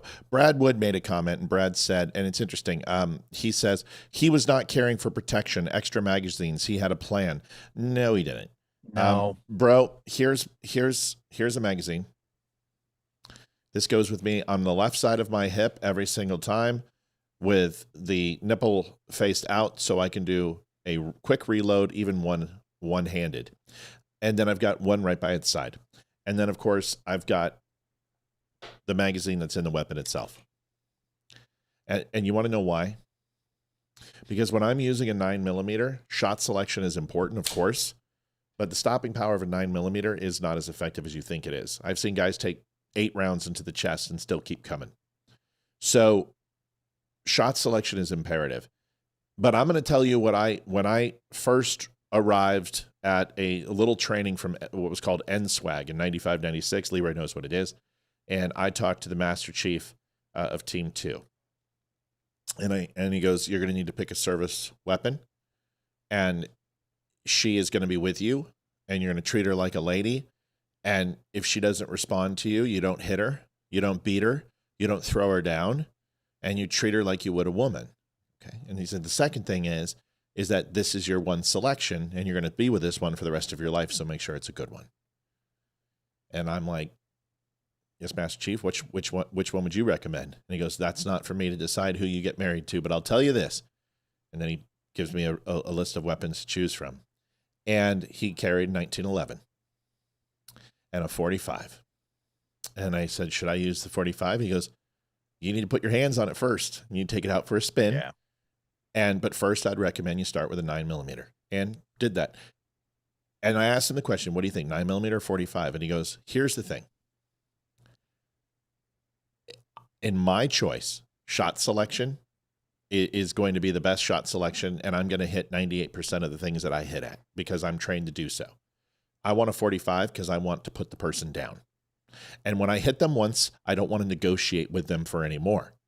But with a 9mm, what you do get is shot selection can be a little less, and the volume of rounds you can sustain a longer fight a little bit more, and have more ammo.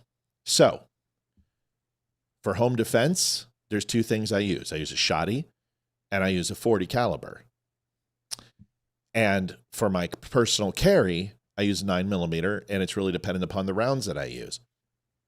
My point is this. There is a lifelong debate between stopping power and volume of rounds. And the third thing he said to me in this is, I'm not going to tell you which one to pick. That's an age-old fight. And you're going to have to figure that out and decide which one you're going to be on, like pineapple on pizza or not. He's like, but here's the third thing. Is if you need 3 magazines, you're already fucked. Because 1, you can't hit shit. Or 2, you are facing an insurmountable amount of tangos that want to kill you. Yeah. So in that time, you hope you have an AR or an MP5 or whatever it would be, because that pistol is your backup. So you have to bring the right weapon to the right fight. So was Daniel Pretty Was he going to murder a bunch of people? I can't answer that because I can't tell you the intent in his heart. But I can tell you that every concealed carry person that I know absolutely carries one of these and at least one of these. For the very reasons I just gave you. Because we've been trained to do so, or we understand the value of our weapon and what it can and cannot do. There's my answer. He wasn't trying to kill people. The man did not draw his weapon. Yeah. I don't think that Alex Preedy went down there with the intent of whipping his gun out and starting to off a bunch of ICE officers. I don't think that that's it at all. I think he probably had it on him legitimately for self-protection, and that somehow he just either rational thought went out the window when he started filming, or he just got swept up and carried away in the situation, which is probably more than likely the case. That being said, doesn't really matter. Yeah, and I carry 40 at home for a very specific reason. And you can ask me that offline. And it's an HK. And it's been with me for 30 years. And it's basically like my right arm. And I'm not missing with that firearm because I know what my VP40 can do all day. And it's not that version of a VP40 that I've had for 30 years, but I've had a version of that style of weapon for most of my life. But when I'm out and about, I carry a 9. Because I want volume, because I don't know how many targets I'm going to have. And if I'm going to have multiple targets in my house, I have plenty of opportunity to pick another weapon to choose from that will give me the volume support that I'm looking for. And the velocity. Yeah. All right, let's move on. Joel Reeder says, question when you have a second. Anytime, man, just put Q in front of it and hit it. Why don't you go ahead and ask that, and then I'm going to do this. Leeroy's going to love this. Here's Ron DeSantis. Listen, a lot of people think Ron DeSantis is a traitor. I think that's unfair. I think it's very unfair. I think it's very unfair when the GOP comes to you and says, we need you to run against Donald Trump, at least to get out there in 2020, and he does. I think there's loyalty to Trump, but I also think that if it was 2020 running against, that's different. He didn't do that. It was 2024. And no matter what you think, Donald Trump was not the incumbent president. Whether you think the election was stolen or not is really immaterial. We had a Joe Biden break in that time. And a lot of people hate DeSantis. And I think that's completely unfair. Do I want to see a DeSantis presidency? Not really. Do I think J.D. Vance is going to make a good choice? For right now, if this keeps going and the GNP and the economy keeps cooking, yes. Real quick, Joel Reeder says, in the video of the gun being taken, it looks like agent doesn't have his finger on the trigger. He absolutely doesn't. And one of our viewers, Mel, came up with it, Melanie, is that his finger is along the line of a firearm, which he should be. And you can see the actual shadow. I can't hear. I don't have enough light. My lighting's too good. Actually, you can see it right there. You can see how the trigger guard, you can see the trigger guard in the trigger itself. It's on his jeans. And at no time does that shadow break with his finger in the trigger guard. So if you look at that shadow, you see what I'm saying? See if I can get that. There. See how it's blacked out? And then I move it out. Oh, shit. Hold on. I actually had it. Whatever. It's not bright enough. But he's not in the trigger. He's along the rail of the gun the entire time. So in no way, shape, or form does he put his finger on the trigger. A lot of people are saying it's a P320 and it can negligent discharge. Off. It can, but there's a certain level of parameters that he didn't meet when that happened. Did it go off by accident? I don't believe so. I believe he pulled and fired. Or he pulled. It's hard for me to believe that he pulled and put a round in him that quick, but I think he must have, because here's the reason. Either he moved his finger in the trigger guard or he didn't. And if he put his finger in the trigger guard, he's going to kill somebody, because that's what he's trained to do. And that's he's trained. What you're supposed to do. Yeah. And if he had an ND, he wouldn't have continued to unload his magazine into him. That's what. So also, when you're wearing gloves, it's a very different situation firing your weapon. That's why really strong quality warming gloves, neoprene or tactical style gloves, are nice to have. And you must train with them, because if you put those fucking things on and then you go out and you want to go ahead as your fingers are cold and everything else, and you want to try to figure that in your trigger guard, he literally could have tried to force his finger into his weapon, because that extra 1/4 of an inch on all sides of his finger equates to a 1/2 an inch, and getting that into the trigger guard is going to be hard. So he could have pushed in, and by doing that, inadvertently engaged on the trigger. See, yeah, that's why I never really liked wearing gloves for exactly that reason. I always feel like I lose some level of dexterity, and it also, to some degree, impairs my actual function on the gun. Yeah, and that's why you see a lot of people have removable on their firing finger, or have some sort of padding there.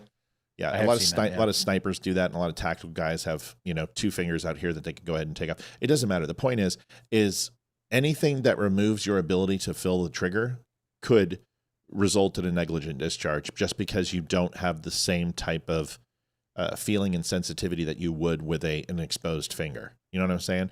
So either way, he shot him, and then he committed and said, "Well, I'm just going to keep shooting."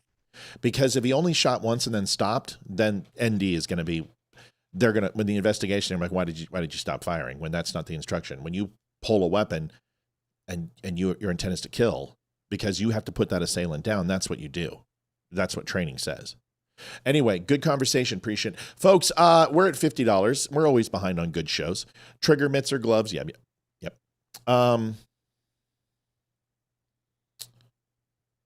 Yeah, the more I watch and read, I think the guy got the firearm from the guy and shouted, "I got the gun," and the ICE agent heard gun and shot on that. The second ICE agent shot because of the first shot. Right, it's a chain reaction. But can I be honest with you? That guy was looking straight at the disarm. I think he had sensory overload. I think he had goggles. He had a balaclava on. It's cold. We don't know how long he was out there. There's there's pepper spray in the area because they just sprayed him. So he's misting up. His eyes, his nose is running. I mean, you guys understand, you build up some sort of resistance to pepper spray and mace, but it still hits you. And especially if you're a new agent. I mean, there were so many variables. But the whistle's going on, everyone's yelling, and he sees a hand touch a gun, and that split second, and he hears gun, his reaction takes over. And that's just the truth of it. And you can sit there and say that, but that's just the way it is. A good United States Marshal friend of mine just reached out to me, and he's sending me some coins and a hoodie and some U.S. Marshal hats. He's a good dude. Matt, have you heard the man got killed was fired from his job because he did something wrong to a patient? I don't know if it's true or seeing people. Yeah, that's my understanding. But here's the thing. I'm not going to judge that. I've seen a lot of people fired for customer service complaints who didn't deserve to be fired. Customers can be dicks. Patients can be dicks. I don't know what happened. I'm not going to assume anything. But if we're going to get so myopic that he was fired from his job and that somehow warrants that he should be killed or that he would deserve to be in this situation, right, I think that's very unfair. And I think it's incredulous. And I think the left does that, and we shouldn't. And Maria, I'm not saying you are. You're asking a question. And I think people need to think that. I think people need to think, stop trying to look for a reason to blame this guy for dying. What he did was break the law, and it got him killed, and he made some poor choices. That's enough, right? Yeah. Yeah. I had seen something similar that had suggested that he was let go of his job something like better than 2 weeks ago, and that his parents actually had noticed that his demeanor towards politics had shifted greatly. And I guess that's okay if you're trying to paint a picture of the guy psychologically, but I mean, that doesn't change the results of the actions on the day. And again, just because I know a little bit more about somebody's background up to that point, that's not going to change in the minute prior to the actual shooting, the events of that. And from everything that we have seen, I'm just going to maintain, I don't think the guy should have died. No, I don't think he should have died, but I don't think he should have put himself in that situation. I don't blame the ICE. Let's just make this. I don't blame the ICE agents for doing what they did in any way, shape, or form. Period. Yeah. I also don't blame Preddy for doing something that caused the agents to kill him while he was down on the ground. It's up to and including the events that happened beforehand, where this situation had multiple chances for him to stop. And he didn't. And he continued down a course of action that ultimately got him killed. And that is the responsibility of Preddy. Period. Even if it was an ND. Even if it was negligent discharge, it's still Pretty's fault for making the choices that he made. You don't have to like that, because here's the thing. If everything would have went smooth and they would have locked him up and they would have zip tied him and they would have taken him to jail, would this be a problem with anybody? Okay, then that is the fucking thing you need to think about. It's not the result, it's what led up to it. If he was zip tied and taken in the back of a wagon and arrested, what would we'd have a video and be like, "Oh man, look at that guy got taken down." Nobody would care. The left wouldn't care, the right wouldn't care. The only thing you're questioning is that he died. Well, what led up to that? It's all those choices that he made that you were okay with up until the moment he died. World Radio donated $5 to Super Chat. Since Tim Walz is literally fanning flames of discord in Minnesota, can we talk about Tim and his Satanist plaque displayed in the state's Capitol building? We can talk about that in a minute. Could you let me know when you've seen my message? Yes, Tammy, I saw it. As long as you're talking to Olivia, everything's good. Okay, I will follow up with Olivia for sure. Folks, donations are in thedumbshow.com/donate. Go pick up some hats, some coffee, whatever you want. We have to do a quick goal because unfortunately we're 30 minutes away from 9 o'clock, and I've got to put a commercial on. We have a lot more to go. We really would love to hit this. So if you have a chance to please help donate to the show. Bobby, I saw that you come on. Hello to you. Came on, and here is a quick commercial, and we'll be right back. Hi, I'm Olivia Spear, host of The Dumb Show. For 3.5 years, we never asked for donations, but after Facebook demonetized us for speaking the truth, we've had to turn to the one thing big tech can't cancel: you. I'm Hayden, Matt and Olivia's daughter. This show's never chased sponsors or sold out. We've built something honest, and it's thanks to you. I'm Ethan, their son. Every share, every dollar, every message, you're the reason we can keep calling out the BS and bringing color back to the world going gray. If you want to help, we take PayPal, Venmo, or snail mail. You can send it to P.O. Box 2, Round Hill, Virginia 20142. Can't donate? No problem. Just share the show with someone who needs to hear it. Thanks for helping us stay loud, proud, and completely uncensored. You can donate at thedumbshow.com/donate. You know what happens when you turn the dial harder? You can make a harder grimace. The harder you grimace, the more effective it is. You tighten it so freaking I can't do it. I can't untighten That's it. what she said. That's what she's... Oof. Oof. Coming in with it. Pound it. Pound it. Pound. Child got 15. Ethan, you look like a hippie. Totally tubular. You know this is recording, right? Okay, let's go. Smile. Donate. Don't start with me. Donations. Every time you don't smile, I'm going to punch you in the ribs. Donations. Take one. Scene one. Ready. Set. Ethan. Break. Ready. Don't screw it up. Okay. Ethan, don't mess this up. Ready. Set. Action. No. Whoa. Director calls action, not some stupid toddler.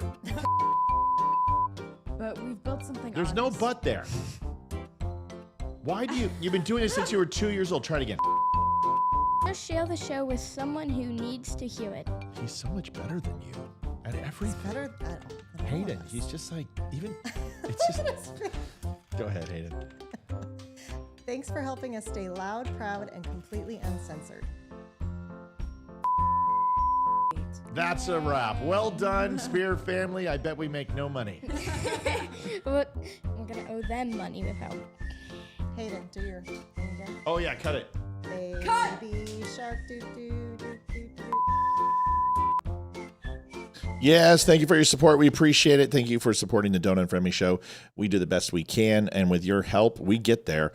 This show is entirely funded by you. What's really cool is a lot of the viewers are just like, listen, man, every time we donate, we know it's going right to the show. It's not going to some giant corporation. It's not going to some NBC affiliate. It's not the DNC. It's not the RNC. This is a homemade product. We do this here in-house. We don't have a studio. We don't have a giant freaking offsite. Everything you see here is paid for by the Don't Unfriend Me show viewers. And we've been doing this for 5 years. And for 3.5, we funded ourselves completely until Facebook demonetized. So we are trying to get back to that stage, and your donations help do that. So it doesn't matter if it's $1, $10, $100, $1,000. We appreciate you so very much. I want to move into this DeSantis video because it's important, and we've got a lot to go, so we're going to pick up the pace. Leeroy, here you go. Hell yeah. No, you should own your property free and clear. I think to say that someone that's been in their house for 35 years just has to keep ponying up money, that is not. You don't own your home if that's the case. So yes, of course, I'd like to see people be able to owe free and clear. And it's interesting because it's like if I go to Best Buy and buy a flat screen TV and put it on the wall, I got to pay a sales tax on it, right? But I don't keep paying tax on it every year. I mean, it's just not. That's not how we do things. It's like, okay, if you're going to tax something, you tax it at the transaction, and then let people actually enjoy their private property free and clear of the government. So that, I think, is the vision. That's the philosophical insight. And if you think about our founding fathers when they were proposing the Constitution, in one of the Federalist Papers, I think it was Hamilton, he's writing about, because, there was opposition to the Constitution. They were making a more powerful federal government than under the Articles of Confederation, and people worried about taxation. And they didn't have, obviously, a 16th Amendment, which eventually came on income tax, but basically you were not effectively allowed to do any direct taxation.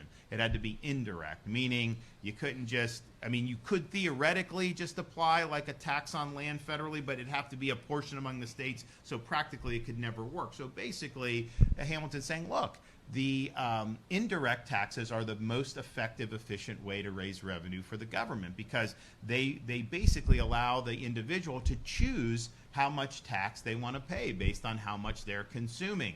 And there's a security, there's a protection against excessive tax in that regard, because if the government raises consumption tax too much, it kills the golden goose, because then it causes people to stop purchasing as much. But he said taxing property is one of the worst forms of taxation, because people don't have a choice in the matter, and you're just basically drilling these folks over and over again on tax. And so it's an issue that I think's pinched a lot of people, but philosophically, it was not the way that that the federal government was constructed. Now, I understand local, there was a history of it, and that's kind of been the norm.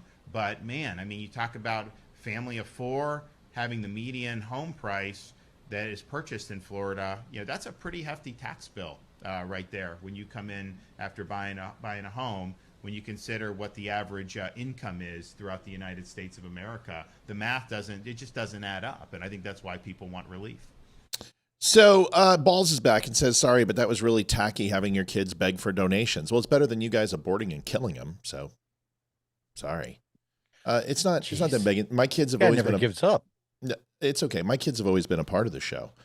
People care about my children. We care about other people. We've visited members who are sick. We've given money to people who need it. I don't have to justify my decisions for you. I guarantee I've made more money in my life than you ever have.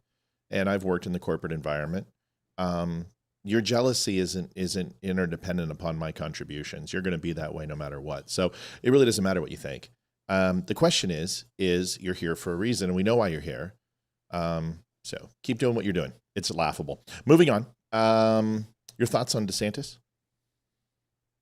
We've been saying that I know I have been saying that for the last 20 years, right? That property tax, if you constantly have to pony for property taxes, exactly what he said, then you never truly own your property.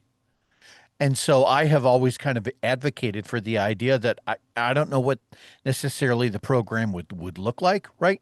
Do you get something once you file for Social Security? Because that's what triggers the state to recognize that you are now retired.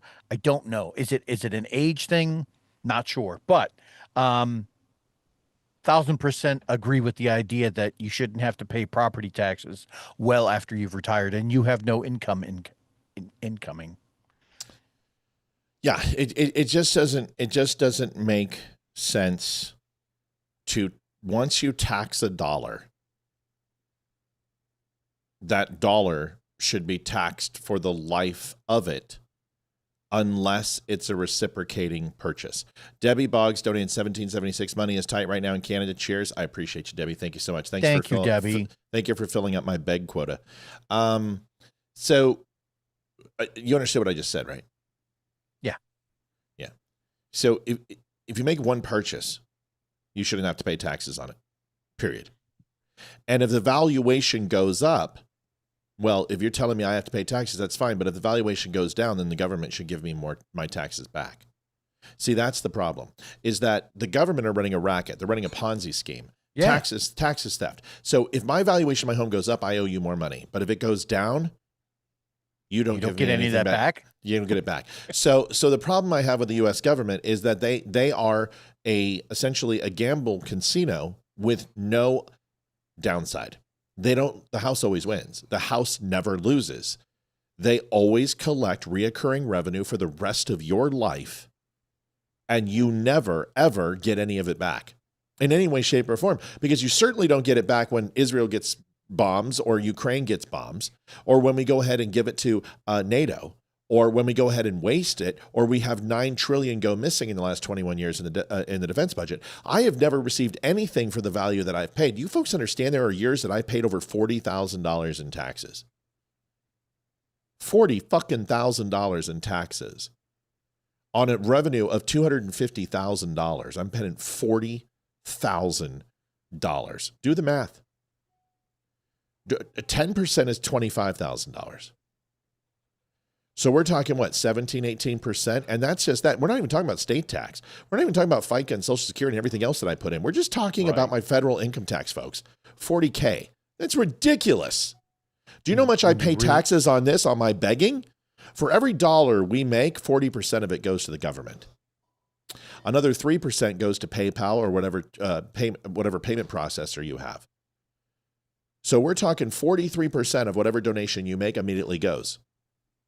So that's why we have to beg so hard. Fucker. Thomas, we'll see you later, buddy. Well, go ahead. I was just going to say, it's amazing that the government, where they get you, because they tax you when you make it. They tax it in every variant of how you spend it. They tax you for owning it. And if that wasn't enough, there are some places where they just want to start charging people. They already have things like sin tax, right? And if you happen to live in one of the states that has a heavy green initiative that would like to have a clean air tax, it's too much. And, we went to war over something like this. Mr. Hollandaise donated the big 100, says late hopping on, donation rally time. Thank you very much, Mr. Hollandaise. Thanks, Maddie. So anyway, that's the whole point. The whole point is this, is like if Ron DeSantis can figure out how to replace the revenue, and we do know, tariffs, they've been extremely successful with Donald Trump, and I understand people hate them, but we can go back to a hybrid model of tariffs and taxes. It's going to alleviate the money coming out of the citizen's pocket. It's going to allow them to invest in things that they truly care about. JD still will donate $25. I gave more in donations to the show than Balls has made the last quarter because I love the dumb show. Suck it, bro. Aw. Yeah, go fuck off. so love JD. Yeah, JD's amazing. So that's the point we're trying to make is if you can supplement with tariffs and you can also reduce the spending. But you know what? It really doesn't fucking matter. If we can produce a 5.6 GDP, I really don't care what Donald Trump spends. Because, folks, the trade deficit alone that we had was $130 billion a month. Donald Trump cut that trade deficit down by $100 billion.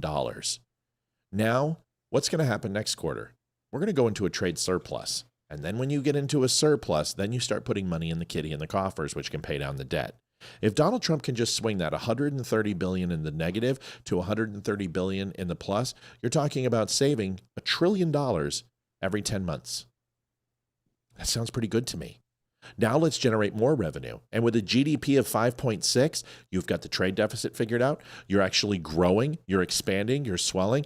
These things help you get out of debt. This is what he's trying to do. Frank Wood, 1776. Here's to Deb. Good show, guys. Thanks, man. Appreciate it. We love you.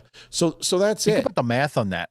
If you really do, think about the math on that. If all of a sudden you've got $1 trillion inbound and we're already sitting on what, a $35 trillion national debt, then that means it would still take 35 years. Yeah.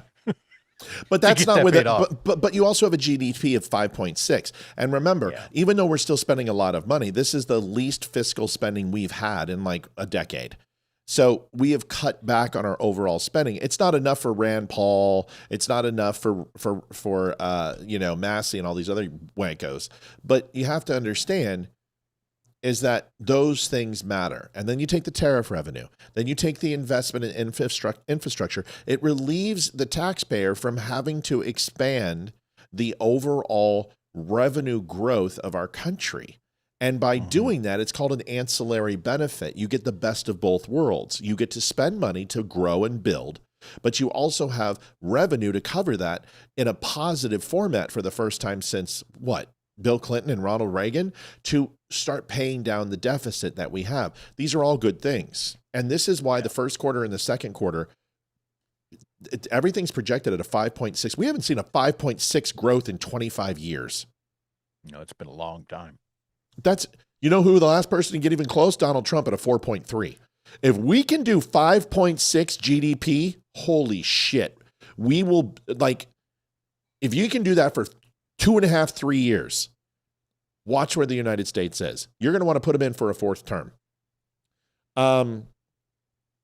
Matt, you see the birth rate numbers released today, 0.50. I have a really hard time believing that the United States is at a half. I don't think that's true. If we're at a half, we're all fucked. We're dead. We might as well just go ahead and just off ourselves. There's no society on the planet that's ever recovered from like a 0.7. Sorry, it's a tight month. Don Martin, $5. We love you. Thank you. We know it's tight. We understand that. You guys are amazing. We love you. We just let us keep begging, and you guys do whatever you can. Could I have some alms for a blind man? Here we go. Folks, we need some donations, please. We're feeling a little rough here. Just go ahead and put it in the cup. Little clinky clinky makes a difference. Is it better? Good. All right. I should hold up a sign. I'll do feet pics for food. What's the birth rate? What I'm currently looking at is 1.65. Yeah, that's a 0.5 is, there's not a civilization on the planet that's recovered from what? Like a 1.0 whatever. Yeah, 1.5, 1.2. That's a 0.5 means that we're dead. We're basically we're losing. That nobody is banging. No, even Japan isn't at a 0.5, and Japan is going to lose 60% of its population in the next 10 to 15 years. That's the truth. Like, Japan is fucked. Japan is done. They're cooked. Canada, Europe, Russia, they're all like that. They're all sharing similar situations. So that's what happens. Is one of the reasons. That's one of the reasons why it's advantageous, right, to have a fairly open immigration policy, which we do have. Well, we bring in amazing $1 billion. We honestly, we do 1.2 billion a year. Million. Million. Jeez, tired. 1.2 million a year. I don't mind immigration. I want legal immigration. I want vetted immigration. I want top 2% of everybody else's country immigration. And if we pay those countries money, I want to stop immigration, because those 2% need to stay there and fix their own fucking country. I want the top 2% of people in Sweden, in Finland, in Norway, in Japan, in South Korea. I want Chinese nationals that are the top 2%. I want certain South American countries. I want certain countries in Africa. What I don't want is piece of shit Venezuela top 2% when that country is literally ready to topple. I want those people to stay there, fix their own shit, and we stop giving them money. That's what I want to do. Okay, let's move on. Donations are at $2.15. Looking for $85 to hit goal. I know the dummies will hit it. We don't stress out on that. I got to put up the clock because Olivia just yelled at me, put up the clock. So here's the clock. She does not sound like that. She did. You should have heard her. She's like, God, put up the clock. Put up the clock. I heard her. I swear to God. No, I don't. Here we go. We're going to skip that. Antifa guy. This is the drag show guy. This is the one who was in full leathers and heels, and he's on Antifa. He had tattoos on his face and called for people to murder ICE, get arms, and kill ICE. Yeah, he's upset, and he wants you to help him out with donations. This is begging.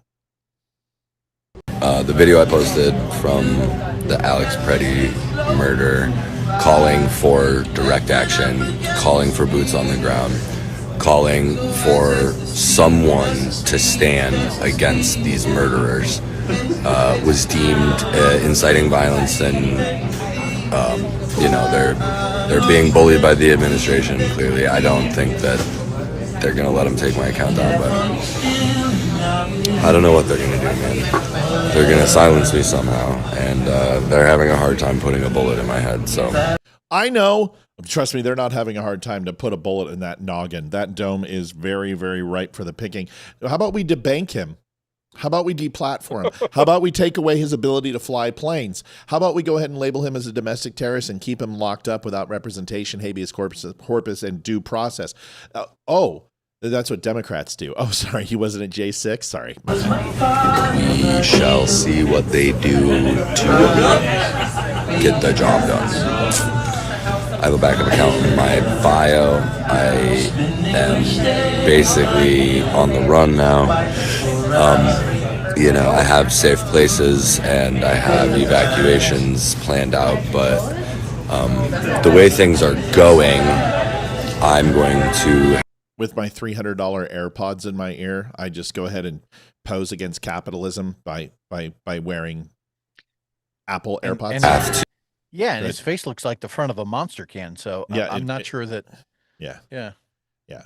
To be very resourceful, and that's going to take support. So, thank you a million times to those of you who have. We were able to deploy over 100 gas masks on the streets in the last couple of days and help a lot of people, probably even save a couple of lives with the amount of CS gas they've deployed. As I've said a million times, I'm going to stay in this fight to the bitter. Just to make sure you understand, that's begging, because he's asking for money without providing a service.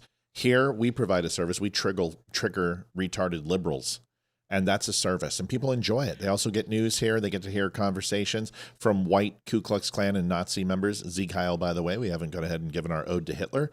We apologize that we didn't do that, but it's not begging because we're providing a service. Us neo-Nazis need to stick together. Leeroy, go ahead. I had a funny story, and I'm going to need the dummies to close your ears just for a hot second. This is mostly for Matt, but if you get a kick out of it, then great. So I was dealing with the reserve center, and at one point they were cleaning out a bunch of lockers, and somebody just, they had never collected their things for after mobilization, so their stuff was still all there. And so what they do typically... No, it was a gas mask. So they handed me this gas mask, and I'm like, what am I going to do with it? And they're like, we don't care, but we can't use it. It's now out of date, right? So you can't do anything with it. So I went home, immediately listed it on eBay, and said specifically, if you're looking to go riot or anything like that, you're going to need this. So good. And then it was bought. It was bought in 10 minutes. Oh, that's at so full good. price. That's so good. Yeah, it's good, but those gas masks aren't cheap. High quality gas masks aren't cheap at all. Here is I put my ears on. Here is a Alex Preddy. We've been talking a little bit about this. Here is an altercation that took place with ICE. Again, this guy looked like he was on a downward path. Everyone said that he was radicalized. He was going down a path. Did I expect him to start shooting ICE and all this? No, I really don't think so. But this guy was getting radicalized pretty fast, pretty quick. And this is the downward spiral that happens. Folks, by the way, 2:15. We got 6 minutes and 33 seconds to goal, and about $85 away from goal. Here is Alex Preddy and his conflict. We're probably going to go to about 9:15, 9:25 tonight. We will be in overtime so we can hit goal and also get to all of our content. So here it is. CNN is learning that Alex Preddy had a physical encounter with federal agents about a week before he was shot and killed by law enforcement. Sources tell CNN that Preddy broke a rib when a group of federal officers tackled him while he was protesting. Priscilla Alvarez is breaking that story for us. What else are you hearing, Priscilla? Dana, we're learning more details along with my colleague Jeff Winter about what exactly transpired a week before. Holy Priscilla. Looks like Anne Hathaway. I'm just saying. Not too shabby. Alex Preddy was shot in Minneapolis and can we just put her on mute? Died this past weekend. Here we go. Let's just do that. He stopped his car after observing ICE agents chasing what he described as a family on foot and began shouting and blowing his whistle. Preddy later told one of these sources, blowing his whistle is not a euphemism. 5 agents tackled him, and one leaned on his back, appearing to leave him with a broken rib. According to this source, and I'm quoting here, that source said, quote, "That day he thought he was going to die." Now, Preddy was later given medication that is consistent with treating a broken rib, according to records reviewed by CNN. Sources also say that he was known to federal law enforcement, though it's unclear whether it was this incident or another with federal agents that they knew of him. It's also unclear whether the officers who tackled him on Saturday knew who he was. We do know. Holy! I'm going to start watching. Hold on a second. I'm going to start watching CNN. She's kinda cute. Holy shit! She looks like an Egyptian goddess. Can we just go watch her? Shut up, Leeroy. We're going to watch the rest of this. However, is that federal immigration officers have been collecting personal information of protesters and agitators within the context. It's the black eyes, dude. Like, dark brown, dark black, like Egyptian. She's got Middle Eastern in her, guaranteed. Probably some Persian, but it's those black eyes. Like, that's all it takes. Olivia's got the same thing. She puts that dark makeup. Oh, fuck, forget about it. What the Department of Homeland Security has warned is repeated threats towards officers as they are conducting immigration enforcement operations. In fact, just Tuesday, the department also publicized an online tip form to share information about people allegedly harassing ICE officers. We've also heard Tom Homan, the White House border czar, say that a database would be created for those who are arrested for impeding law enforcement. But thus far in our queries to the Department of Homeland Security, they have said. So when they, real quick, so when they say medication, what they mean is codeine, because there is no medication for a broken rib. I've broken quite a few ribs. Cross-checking in the ribs sucks in hockey. But I've also broken ribs in other ways. And really the only thing you can do is wrap. You can get a steroid injection into the cartilage or pain medication. So this is why I asked the other day. Remember when somebody got so mad at me when I said, do a blood detox on our urine analysis on his autopsy, and let's find out. And because if this guy had codeine in his system, depending upon when he took it, and if he was addicted to this stuff, it alters moods, it creates anger, it creates a disillusionment, it creates a high euphoria that's actually synthetic. There's a huge crash afterwards. If you're addicted to this shit, I know a lot about this because I was habitual on opioids. This could explain some things. So when she says I can pretty much guarantee you what he was given was painkillers. He wasn't given Tylenol or Motrin because they wouldn't be calling that a prescription. Sometimes doctors will do that, but he was more than likely on acetaminophen, Tylenol T3, codeine, Lortab, probably not Oxy. It depends on the volume. But if he was on those things and it wasn't consistent, or he overdosed himself, this is why you need to do a urinalysis. Go ahead, Leeroy. I think something that Cleopatra brought up that wasn't really mentioned. No shit, huh? Nubian was princess. that she talked about this prior interaction with ICE, right? Now, we just got done talking about gun rights. Put 2 and 2 together. Is it possible that on his next go around with getting a background check, that because he had those prior interactions, is it possible that his own state let him down by not revoking it? Or would he have even been able to maintain that license after all this horseshit had sifted out, So just trying to think out of the box. I wonder if he would technically still eligible to carry.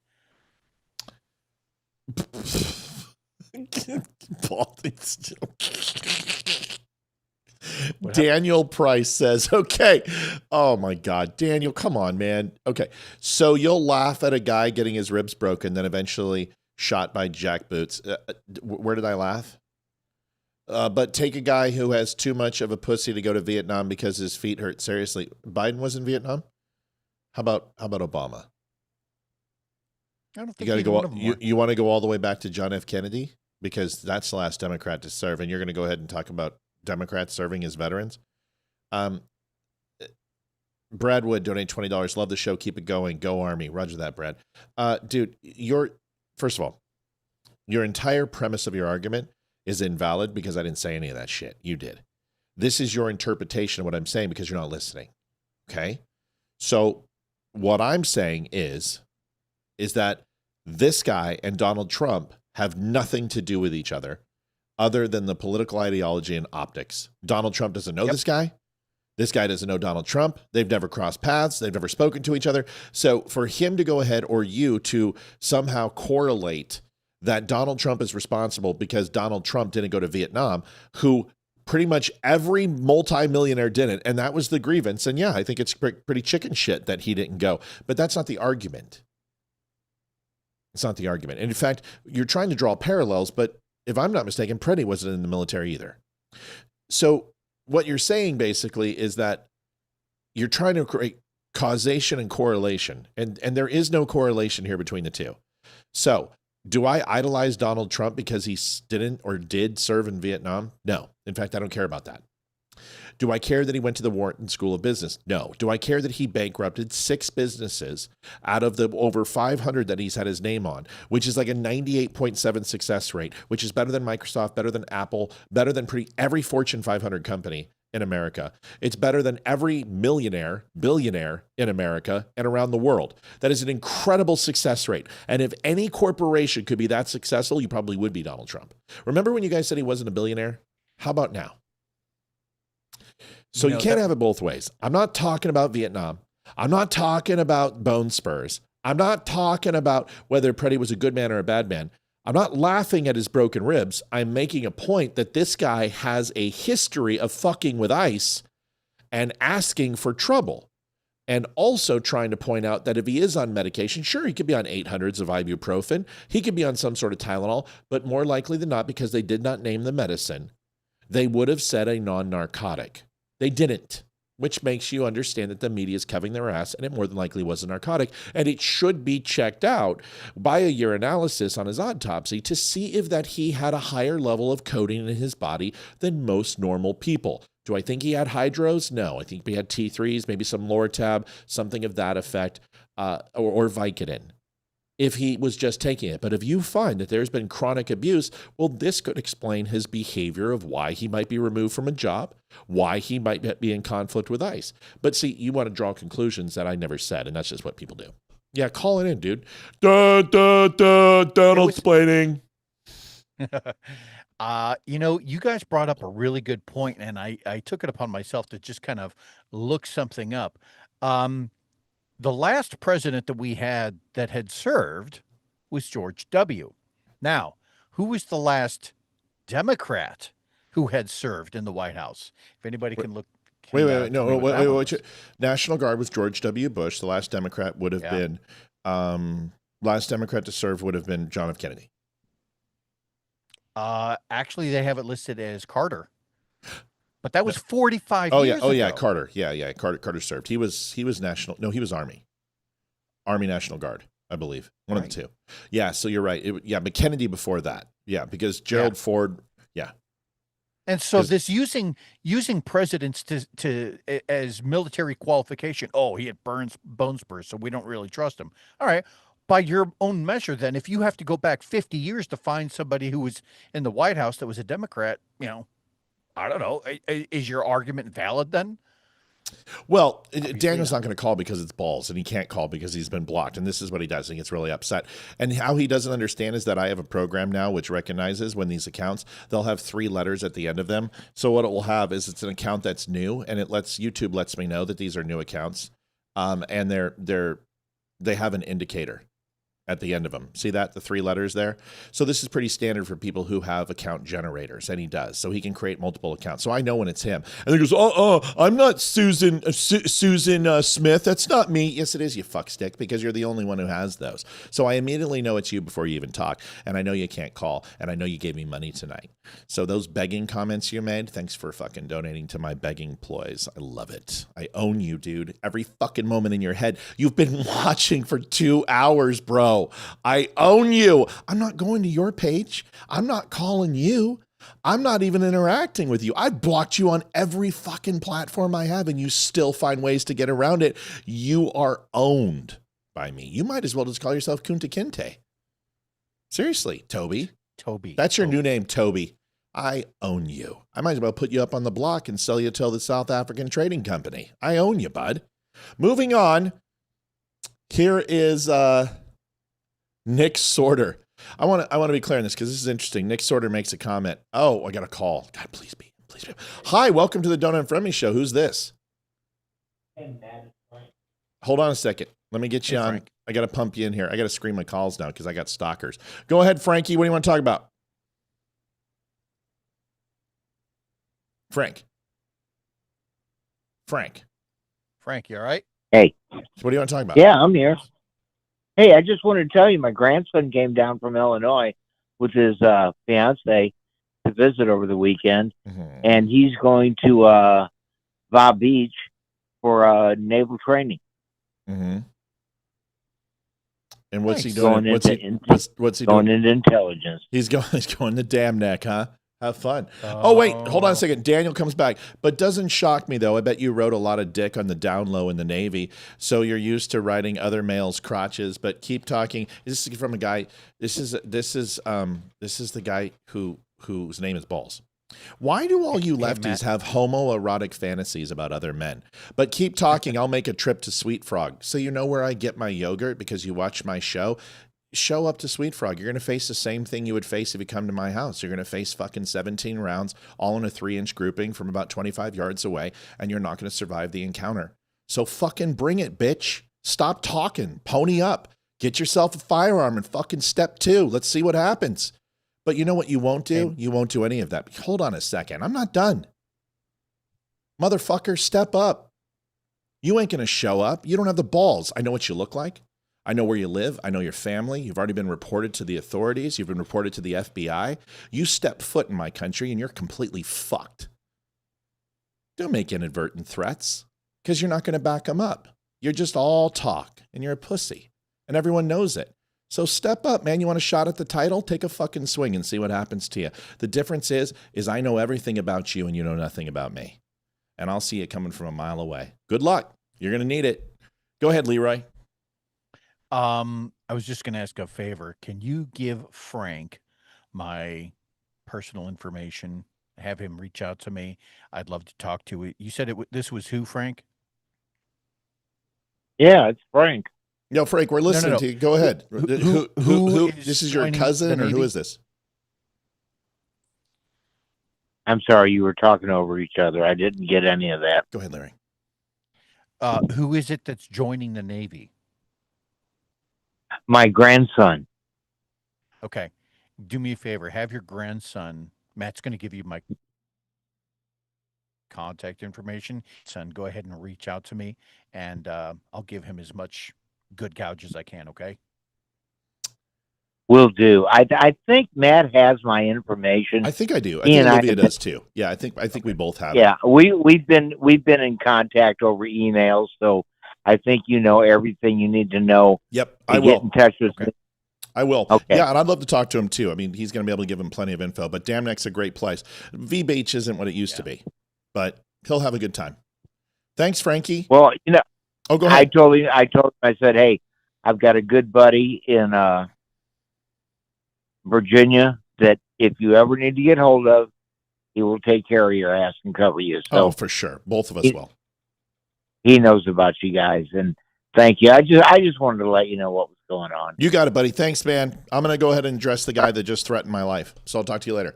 So, all right, later. Bye, Take care of it. So let's be really clear. You didn't trigger me, man. You just changed the complexity of our relationship. Our relationship was, oh shit, I lost Leeroy. Jump off, Frankie. We'll see you later. Later, man. Later, bye. Let's get Leeroy back on here. Sorry about that, Leeroy. He's jumping on. Hold on a second.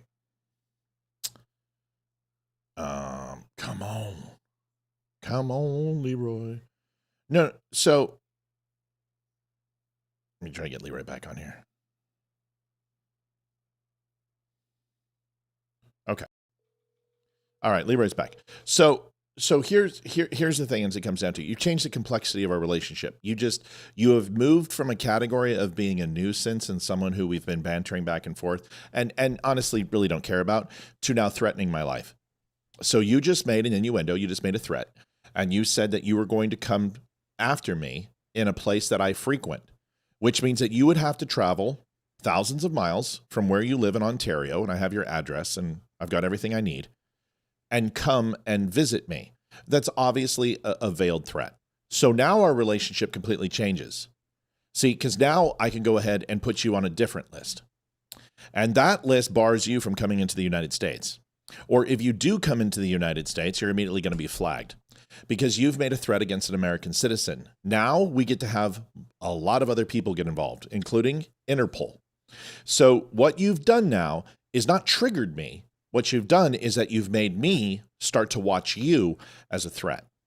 And that changes everything in this conversation. You've entered another area that multiple people have decided to go, and it hasn't worked out for any of them. So good luck. But I'm letting you know, bro, you've just changed the complexity of our relationship. That's all it does. So triggered or not, that was pretty stupid. Leeroy, comments on that? Why do people do that? Why do you feel the need to resort to the threat of violence just because you're overly emotional and can't stand up in an actual logical unheated debate? Is that it? Or is it just jealousy? Is it something that that potentially that Matt has or that I have that you don't? Like, what makes someone want to threaten somebody else's life?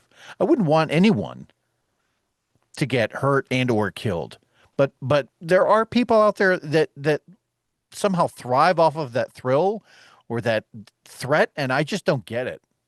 It's just, listen, the old adage of you probably shouldn't go ahead and engage with people and flirt with violence when their profession is violence. It's pretty stupid, bro.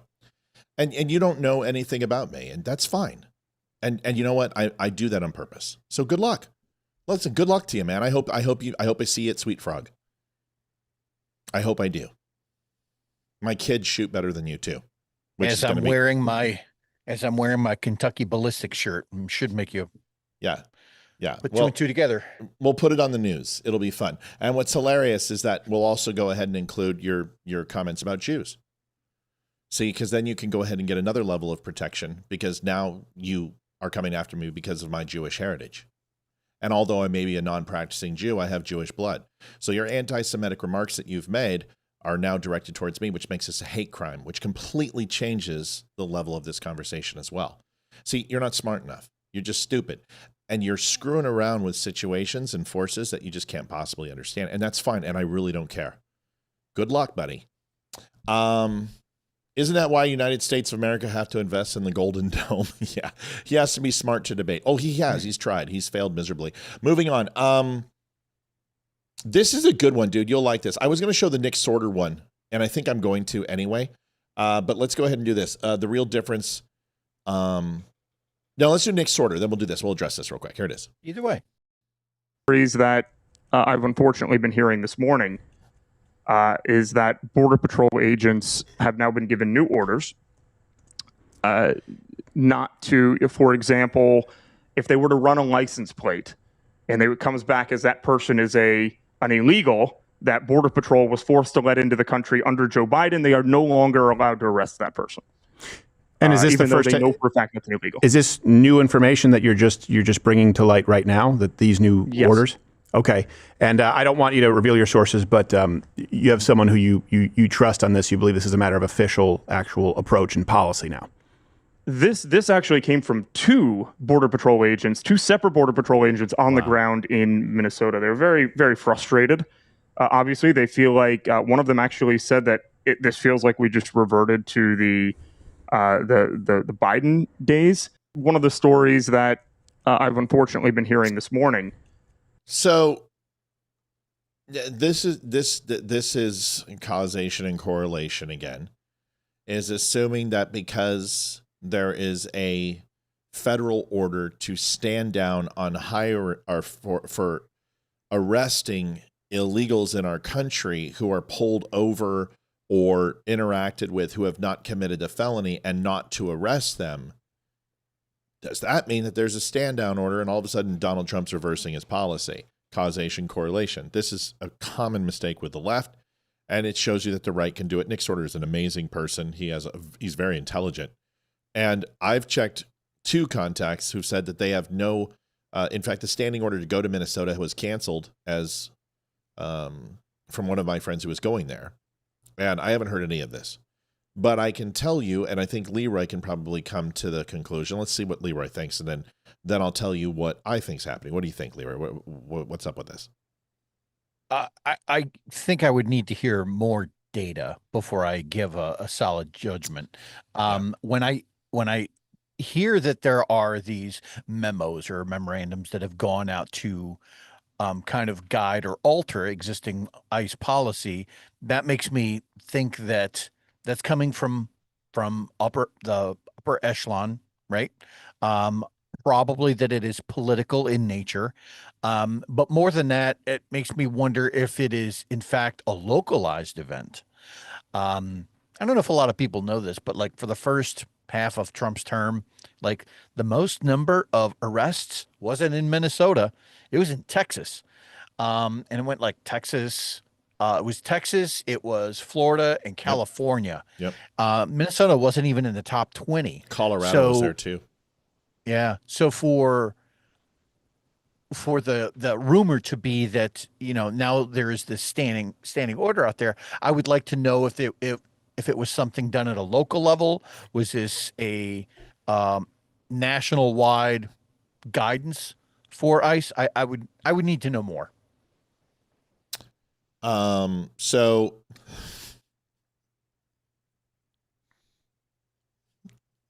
something funny.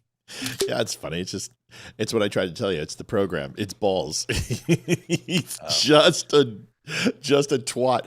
And I love it, dude. I love it that the fact that you own me so much that you're making death threats against me and you give me donations and you create multiple accounts and watch my entire show. Fuck, keep owning me. Show up. Get a flight, please. God, get a flight if you can afford it. I don't think you can afford it on what you make an hour. Once again, I know what you make an hour. Moving on. This is also something. Let's consider the last 24 hours. Last 24 hours, this is what's happened. Number one is that Tim Walz called Donald Trump. After Jacob Fry and Tim Walz both said that ICE was the Gestapo and they were Nazis and they weren't going to do anything, he sends in the National Guard as a optic and they give donuts and coffee to the people. Okay. So a conversation took place between him and Trump because Walz called and basically said, this shit needs to stop. I'm willing to comply. Right. So he sends in the guard, gives coffee and donuts. I guarantee he got another call by Trump and said, listen, jackhole, you're either going to go ahead and put in the state police or we're going to ramp up because a federal judge just expanded our authority in Minnesota. We've got full carte blanche to send in essentially anyone we want. We can bring in the U.S. Marshals. We can bring in the FBI. We could literally do whatever we want, and we have the federal authority to do so. That's when he got the state police involved, and the state police started arresting all protesters. So it would make sense that Tim Walz said, listen, I'll do that, but politically it's going to kill me. Can you leave the illegals in this country alone? At least pull ICE back right now and let me handle it in the state level. We will also negotiate that we go ahead and give you people who are in the federal system or in the state system and give them to you. Something like that. That's why. Okay. That's probably what happened. Now, is he trading ponies? Sure. Because honestly, I don't give a shit about illegals in this country until the criminals are all gone. Let's start with the criminals. Then we can worry about DACA. Then we can worry about people who are border jumping. Then we can worry about the people who are 20 years. Let's get the criminals, the violent criminals who are killing Americans, selling drugs in our streets, and who are causing crime. Let's get those people out. And if we can get Minnesota to agree with that, it's not just going to take people from Mexico or people from South America. It's going to impact Somalians too. It's going to impact people who are at a higher level of organizational crime, which is also Russian mob, which is also Chinese. So let's hope that Tim Walz is waking the fuck up and recognizing what's happening. I don't think he is. I think he's in a rock and a hard place. I think they know they have evidence that he was on the Signals app. I think they know that he was coordinating a lot of these protests. So was his lieutenant governor, apparently. Yeah. So there's a lot of, and that's why I can't confirm that, but I can confirm that a lot of people in his administration were communicating with these protests. This shit is dirty. And I'm telling you, he got the call. And Trump said this or else. So that's it. No, that's solid because I didn't even think about that. But it makes perfect sense because Walz just sent in reinforcing police force. That was today. right? Yeah. Was it today or yesterday? Yeah, it was today. So, This- so that makes late last night, and they started knocking heads. State police did. Folks, 235. We are sitting again, still $65 shy of goal. Brad Wood just donated $20. Thank you, Brad. We're really looking to get in here. We need some help. We don't want to be here all night, but we do have a few other things to cover. If you could do me a favor, if you have the ability, help us out. Here is a theory from an older gentleman. Something I wanted to listen to. The first few minutes of it was a little weird for me. And it started to gain some traction. The first few, I'm kind of like, what? Listen to this. Tell me what you think. Leeroy, this is all your video. Really happened in Minneapolis? Why 2 people are dead there? What is the hard truth nobody wants to say out loud? Collateral damage. It happens in war. Is Minneapolis a skirmish in a much larger war? The war on the West? Illegal immigration got completely out of control. Untold millions crossed, no assimilation, parallel communities, lawlessness spreading. That's a cultural emergency. When Trump sends federal agents into cities like Minneapolis, that's not random. That's a justified extreme response to an existing extreme situation. The order to ICE is clear. Round up criminal illegals, court-ordered deportations, people who broke the rules that allowed them to stay. This all started years ago when borders stopped mattering and Obama and Biden opened up the floodgates. Now you drop thousands of agents into a combustible situation. Panic meets authority, anger meets force. Things explode. 2 people died. That's tragic. But the deaths are indeed collateral damage. That truth stands no matter what the investigation concludes. 2 tragic deaths cannot be allowed to derail saving a nation.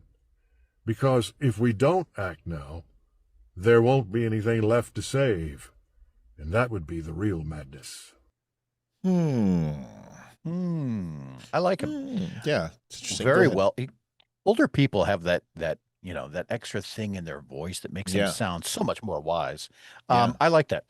And something else that he didn't really touch on, a couple of things, was that, to a large degree, Walz was amping up his own people from his estate or from his wherever the hell he lives, from behind a guarded gate, basically telling all of his people to go out there and, what did he say? Resist, right? What he's quietly nudging towards is, hey, go have interactions with ICE. And that's why that's how you know that it was localized. None of these types of protests are happening anywhere else. Why is this only happening to this degree in Minnesota? Why? Is it because Walz was out there, amping up the crowd? I don't know. But this older fella, he makes a really great point. It's something that I had a similar discussion with somebody else last week who was trying to make a moral argument instead of a legal one. And what they failed to comprehend was to connect that what they were trying to do was paint ICE as this villainous force, this terrorist group who was just out there to hurt people. And I thought to myself, if you're trying to make a moral argument, then what about the people that were cut off in line from the immigrants, from these immigrants who said, I don't want to deal with your procedure. I don't care who's in line in front of me. I just don't want to live in wherever the hell they came from anymore. And now I'm going to go get into the United States illegally. Isn't that a moral argument to a degree? Why should that person have the right to bump somebody else in line? So this old fellow makes a really great point in that it is an extreme situation now being met with what could be perceived as a more extreme response. Yeah. It's you're matching forces. I don't see anything wrong with that. And that was really well put. I like the way he did that. Yeah, I think there's several different ways to look at this. Do I care about what happens in Minnesota? No. But I do care if a state ultimately changes the way they handle things that are just essentially based on ideological principles. I mean, we have to be a nation of laws, and we have to agree with those laws. And these sanctuary cities are absolutely against the Constitution of the United States. There are processes to come into our country.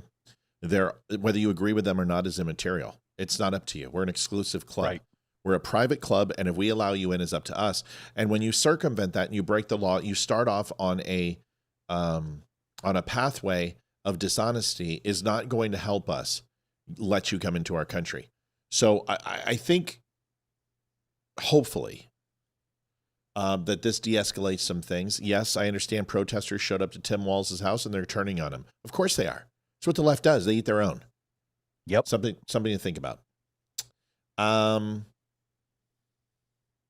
Okay, moving on. Still sitting there at 235, folks, looking to hit goal. If you have a chance, please go to thedumbshow.com/donate. We would appreciate it.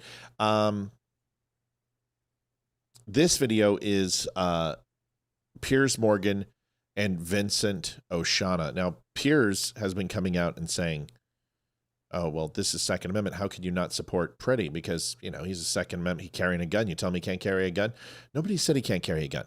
That there is a decorum when you do carry a firearm that Pretty obviously did not meet. Here is this comment real quick, and I want you to listen to this exchange. Then Leeroy's going to comment on this one. Genuinely want, you, Vinny Oshana, want 20 million people removed from the country. Piers, I'm going to tell you something right now. Yup. Okay, and when you guys say stuff like, who voted for this? 77 million people voted for mass deportation. And Piers, I am so sorry. It's not just criminals. It's everyone that came here illegally, from a murderer to a freaking Uber driver who's taking American jobs, Piers. My mother, my grandfather, my family from both sides came here and they waited. They did it the freaking legal way, and we're all doing well, okay? We came here the right way. Why does anybody get a pass, Piers? Why is it? Why is it? It's everybody, okay? A sovereign nation gets to pick who stays and who leaves. And just a quick, fun little fact, Piers, because nobody likes to talk about facts. Did you know that murder is down 20%, the most it's ever been in 1 year? Why is that, Piers? Fentanyl overdose, heroin overdose. There's so many percentages that are down, and everybody, I think it was the New York Times, was like baffled. They're like, what could this be? How could it happen? This is what the real Americans voted for, Piers. And I'm sorry, Obama, I saw a video today from 2013 where he goes, hey, kids are getting taken away. It looks bad on camera and XYZ, but hey, it has to be done, Piers. It has to be done. Yes, it's hard. Yes, it sucks. And you're talking about jobs. How many jobs are those illegals taking from Americans, Piers? How much money? And just well, how many fast, jobs? Piers, well, hang on. Well, Vinny, how many jobs are they taking that Americans don't want to do? Would be my question. Okay, Piers, guess what? Americans will step up. That doesn't matter. Like, no, it's irrelevant. It's irrelevant to the question. They're still illegal, and they're not legally allowed to work. So the point you're making is it advantageous for people to do criminal acts in order to make life easier? Yes. But that doesn't make it a morally viable argument or somehow allows you to usurp laws. Secondly, maybe if there wasn't cheap labor and slave labor available, these people would have to pay more for the equitable labor that's available, which means that if you're going to be a dishwasher, instead of paying a Mexican $4.75 under the table, you would actually have to pay someone $12 or $13 an hour to actually do that. So your choice as a restaurant owner is, do you want to put that money there, or do you want to put it at the host at the front door? And maybe as a manager or an owner, you're going to have to do a little more work and work at the GU. That's just the way things are. And whether you like that or not is really immaterial. You're a business owner, and you don't get to break the law in order to make your business more affordable so you can make more profit. So it's a stupid fucking question. Sorry. Oh, it's a terrible question. I know. You're going to get the rest of it. That's all I wanted to say. Okay, Piers, you that's reckon? Just an excuse. And the one thing I want to say, Piers, and I'll give it back to you, when I said why Minnesota, is it weird? Nick Shirley, a 23-year-old kid, exposed almost $9 billion of fraud. The majority was in the Somali community, and then all of a sudden, all this is happening to distract everybody, Piers. This is all these awesome Somalis that are coming here that are robbing the American taxpayer blind. Anybody, Piers, anybody that is here illegally, and I love that Jillian made the point. The system's broken, meaning for the process. Trump's at fault because he's going through with the law. He's going through with exactly what the law says. I voted for it. 77 million people voted for it. We are tired. tired of everybody going, oh, you guys are evil for wanting people gone. What's happening in the UK, Piers? What's happening in Italy and Germany? Okay? They're all crying now, oh, wow, because Keir Starmer and everybody's letting you guys get invaded by all these freaking people. Okay? America stays strong. Yes, we let people come in here, Piers, but enough is enough, bro. Enough is enough. Your thoughts on that? And I just want to make a quick update. Quick update. I just want to let you know life got even more complicated for Walz. Because what I did to him on Facebook, I just did to him on YouTube. And this is what happens. All I was trying to do was get you to threaten my life. Because YouTube doesn't have the same restrictions that Facebook does, because I have a blue check mark on Facebook, so I get to ban anybody I want from creating accounts. But now that you threaten my life, I just submitted it to YouTube. Good luck going ahead and posting anymore. Dude, you're too fucking stupid. But I did infuriate you to the point of threatening my life, and I wanted to say thank you for letting me own you yet again. You didn't have to call in this time and stutter when you did it. Bro, I'm in your fucking head like a tapeworm, buddy. Not that tapeworms go into the head, but if they did, I'd be in your head. Go ahead. Jeez. Well, what's interesting is that think about what everyone would talk about for years prior to Trump getting in. Remember that old term, draining the swamp? What if the swamp is just really some level of crime? And in removing the illegals, right, and bringing down the level of the number of illegals in the country, now we've exposed and brought down the things that really matter to Americans, like fentanyl. Death is down, crime is down, murder is down, human trafficking is down, fraud in Minnesota is being excused, misappropriation of tax dollars that were being sent to God knows where because there's no accountability. All of that has been exposed or brought down. So is really, and causation, correlation, I'm not sure. We're not there yet. But if there is a link and we don't find out about it until after, then is getting the illegals out of the country, is that really that bad a thing? I'm saying no, because they're already illegal. Yeah. And I mean, I just love that you guys care about immigration now, because you didn't give a shit about it for 4 years. You didn't care about it under Obama. You didn't care about the millions that he shipped out. You didn't care about the ones that Biden did. You didn't care about the kids in the cages. You guys are just so tiring. You're exhausting. Like, you're just exhausting. I already have kids. I don't need another 75 million of them. And we seem to have that. Interesting to see. By the way, the comments won't stop completely. He might squeak through a few of them, but he's pretty much FUQ'd. He's going to have to find another channel, which is hilarious. Go ahead, buddy. I saw a meme that said exactly what you're talking about. It was just earlier today. It was a picture of two seemingly, I think it's actually worded as brown people face down in a cage, and they're like, this just in, yes. These two kids, you know which one I'm talking about. Yeah, right? go ahead. Yeah, they're like, go ahead. This just in, this was just seen. Trump had arrested these two kids, and now they're being seen lying face down in this cage. Oh, wait, that was Obama. It was during the Obama days. And you're like, oh, that's kind of a kick in the... Yeah. Oh, that's okay, though. Yeah, I saw that cartoon. Yeah. It's amazing how much shit you cross-pollinate when you get your algorithm set up. Yeah. Here we go. So a little bit more. Folks, once again, $235. We are $65 away. And this is the drudgery. We haven't had to do this in a while, but we are going in... how long? But we got to be out of here in the next 5 minutes. We got to get Leeroy out of here. So we got 5 minutes to hit goal. We don't hit it. It's the first time this year.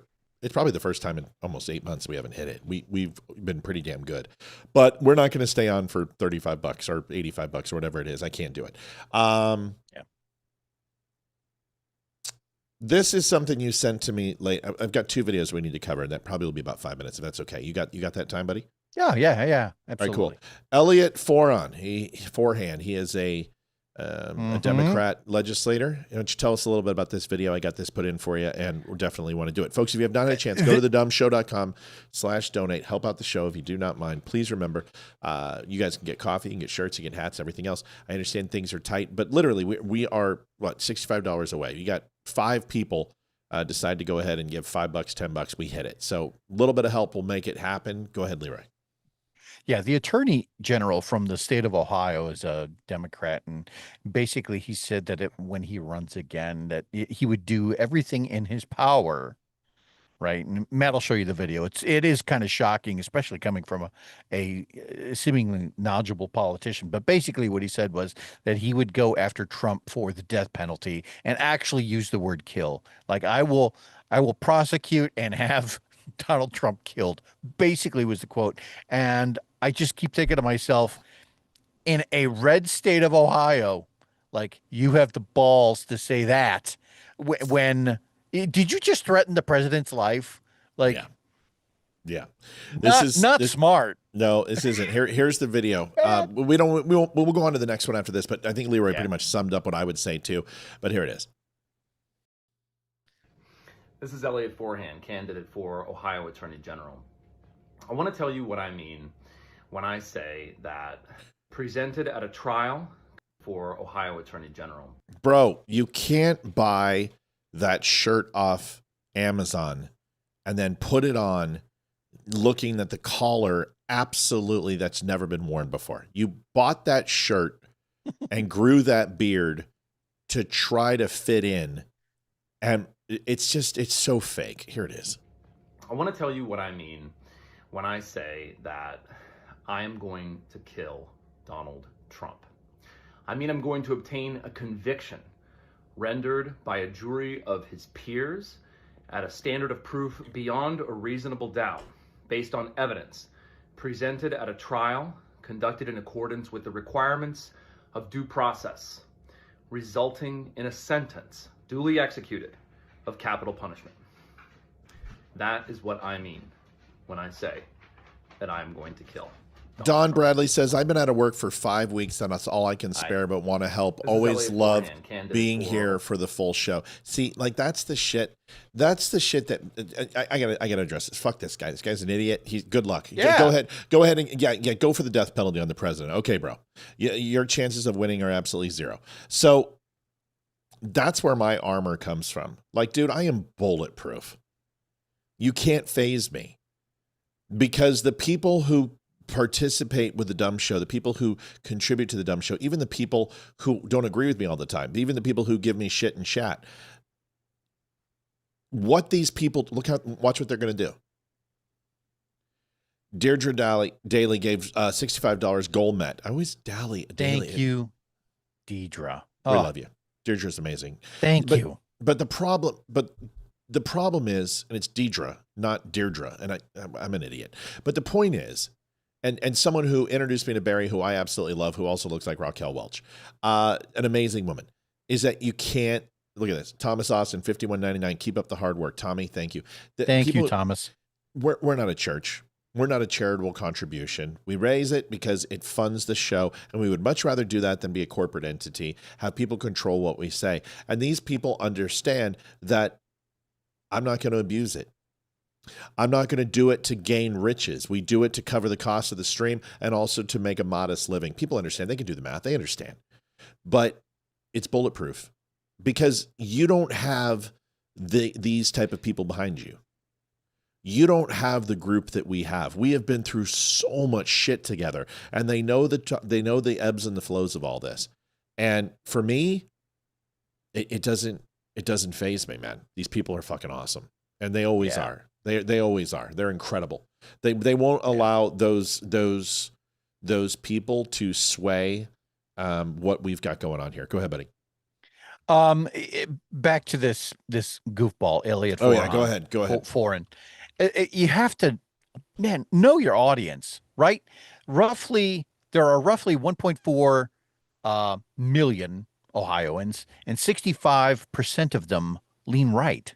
31% of them lean left. So when you go up there and say that I, as Attorney General, will find a way to get a death penalty conviction for the sitting president of the United States, the only thing I can think of is, all right, what he is doing effectively is just trying to say something so outlandish that he might get name recognition to get his name on a ballot to say, oh, that's the guy that said the moronic thing.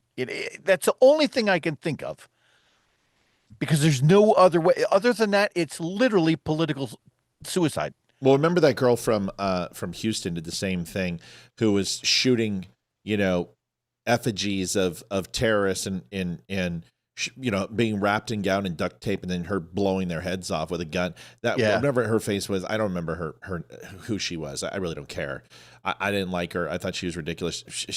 I think she got blown out, dude. Like, what is wrong with the Ohio politicians? Like that other guy what was that other guy that lied about his said he was. Yeah, J.R. Majewski, who tried to grease. He's like, I'll take you out to lunch and we'll have a conversation about it. Yeah, never responded to my shit. And he's just like, oh, I'm innocent, blah, blah, blah. Yeah, that What is wrong with Ohio? I don't know, dude. Majewski was hilarious. He wound up deleting all that shit. He came after me pretty hard, and then he fucking buckled like a belt because he realized that he probably was barking up the wrong tree. Listen, I understand he said some shit he tried to get away with. I know his relationship. I know people who know him personally and say he's a really good dude. I don't give a shit. You lie about your service, right? Fuck you. And you know what? Just own it, dude. All you had to do is say, hey, you know what? I exaggerated on my service. Okay. You know what? That's fine. There's nothing wrong. It's not like we're sending, Don Shipley to come and get your ass. That's not it at all. Just be honest. Yeah. Yeah. So anyway, no, he didn't. Because he didn't threaten the president. He took it up to the line. He took it up to the line and he said, he's going to convict him of capital punishment, blah, blah, blah. That's very different than a death threat. Last two. Here is Maher and Kennedy. This is a really good exchange with Maher and Kennedy. Now, I show you a lot of Bill Maher, and it's usually when you guys are like, oh, I love Bill Maher now, and he's seeing the light, or I hate Bill Maher, but he's starting to recognize things. Well, you're not going to like what he says here, but you need to listen to it because it's really, honestly, the truth. Here it is. Like I said, really ugly. I mean, when I think of some of these things that we've seen, there's some of them. The guy out in his underwear, no clothes on in the cold, the kid, this pepper spray in the face, the lady, disabled lady being pulled out of her car. John, I'm just going to say it to you, I'm not trying to pick a fight right away, but my prediction is this stuff, your party is going to get the dog shit kicked out of you in the midterms. No, come on. Because this is not what people voted for, and they're going to hold the party as responsible as they should. Well, I'm going to give you my take on it, Bill. You don't have to be Einstein's cousin or a senior at Caltech to know that illegal immigration is illegal. Duh. Those of us who believe that no one is above the law have to concede that folks who are in our country illegally are not above the law either. I support enforcing our immigration laws. Now, how you enforce them matters. That's the key. You have to do it. It's the how. You have to do it in accordance with due process, equal protection, and Terry v. Ohio, reasonable suspicion. It's okay to protest. It's not okay to protest violently. Violence undermines the morality that you say your movement is built upon. But that 5-year-old was not being violent. These images, like I said. So, well, he was also being taken in for his own safety. Yeah. So Bill Maher, this is like last night. There's two equations. Bill Maher's right and wrong. He's wrong in the sense of how he's portraying what ICE is doing. What he's right about is that the optics are bad. The optics really aren't bad to us, but it's bad. Dude, the Preddy situation is bad. It doesn't matter that he broke the law. It doesn't matter all those things. It's bad. It doesn't look good. Paul Rivera, 565, all I can do until Friday. Great show. Paul, you never, ever Thank you, apologize. Paul. You do amazing things for us. Thank you. Love you, buddy. The Renee Good situation, even though what happened, it doesn't look good that you put 3 rounds into a woman's head. It doesn't look good. It doesn't matter that that was justified. It just doesn't look good. It's not the optics you want. When you're doing an ICE marketing commercial, you're not going to put, you see the American Eagle, in America waving flag and gold wheat, and then a woman with 3 rounds in her head. It's not going to be on any ICE recruiting video. Or Alex with 7 rounds in his back. Right. It is completely optics. And if you thought that the midterms were going to go any other way anyway, then no. And the midterms, let's face it, 2 times in the last 50 opportunities has it happened in any presidency where the House and the Senate stay with the current president. Right. This can cost you as COVID, I warned the way that he processed and handled COVID, there was going to be an issue. I'm telling you right now, Donald Trump does not want to lose the House and the Senate, and he is going to pull back on this a little bit, and he must. And you people need to be calm about it, because if you want him to continue to have his foot on the gas through the midterms, he's going to lose, and then he's going to be impeached. He will be. And they're going to win. Because I don't know if you've noticed, but if you take a look at the funding for Obamacare, Republicans jumped. You didn't hear that because you've been focused on other shit. But they went ahead and passed the funding. There are enough senators and enough Republicans who can read the tea leaves and realize that Donald Trump's not getting a 4th term. He's not getting a 3rd term. He's not going to be able to run again. And that MAGA essentially is going to change the way it works. And they don't need Donald Trump anymore. Right. And they will convict him in order to reset the optics. It was a bridge too far. We really voted for him in 16. We voted for him in 20. We voted in 24. But then it was a bridge too far. So when we had a chance to hold him accountable, as a Republican, I crossed the line. I'm Thomas Massey, and I crossed the line for Kentucky. That'll be the shtick. And he's going to go to jail because they will convict him. They will make something up. They will lie. They will cajole. It doesn't matter that he hasn't done anything wrong. Even Nancy Pelosi came out and said, we can't impeach Donald Trump because he hasn't done anything wrong. Those were her fucking words less than 2 months ago. If Nancy Pelosi is defending Trump, you understand that there is a faction inside that party. And now that she's not speaker, you're getting the truth. Honestly, that's one of those fights that I'm actually looking to see if it really materializes. Something that you brought up, Matt, is will they go after him? Because at that point, there will be a new Republican leader, a new Republican candidate, and they're going to have to focus all of their energy on discrediting that person. They're not going to give a shit about Trump. His time is done. If they get the House and the Senate, they're going to impeach him. I promise you, they're not going to allow 2 more years of Trump. I could see that. Yeah. If they get the House and the Senate, the articles of impeachment will be and passed on day 1. They will make up whatever it takes. It does not matter what it is. Yeah. And they will win. Because there will be 10 senators in the Senate that will jump ship. I promise you. I guarantee it. Because of what you just said, is that the ship is sailed or sinking, and they won't care. He has to slow down on the immigration stuff. He's done his job, and it's great. Continue to make arrests. Continue to do this. Pull out of these high optic cities. Get these riots to slow down and let people focus on the economy. Let the tax breaks that are coming, $100 billion. He's going to reinvest into people. And I don't care that he's buying votes. I really don't give a shit. Because when you have a 5.6 GDP, I'm good. I'm good with you giving tax breaks to Americans. I'm cool with that. I don't want it to go to the national debt.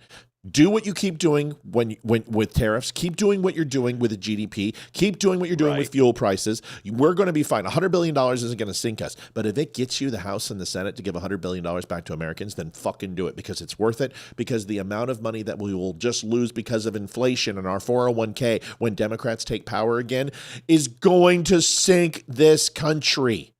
We can't fuck around. We need to become the only superpower, and the only way we can do that is to be the strongest economy in the world and put China to rest. This is a global war on the economy. This isn't about missiles and bombs and bullets anymore. This is about dollar signs and who controls the national flow of currency.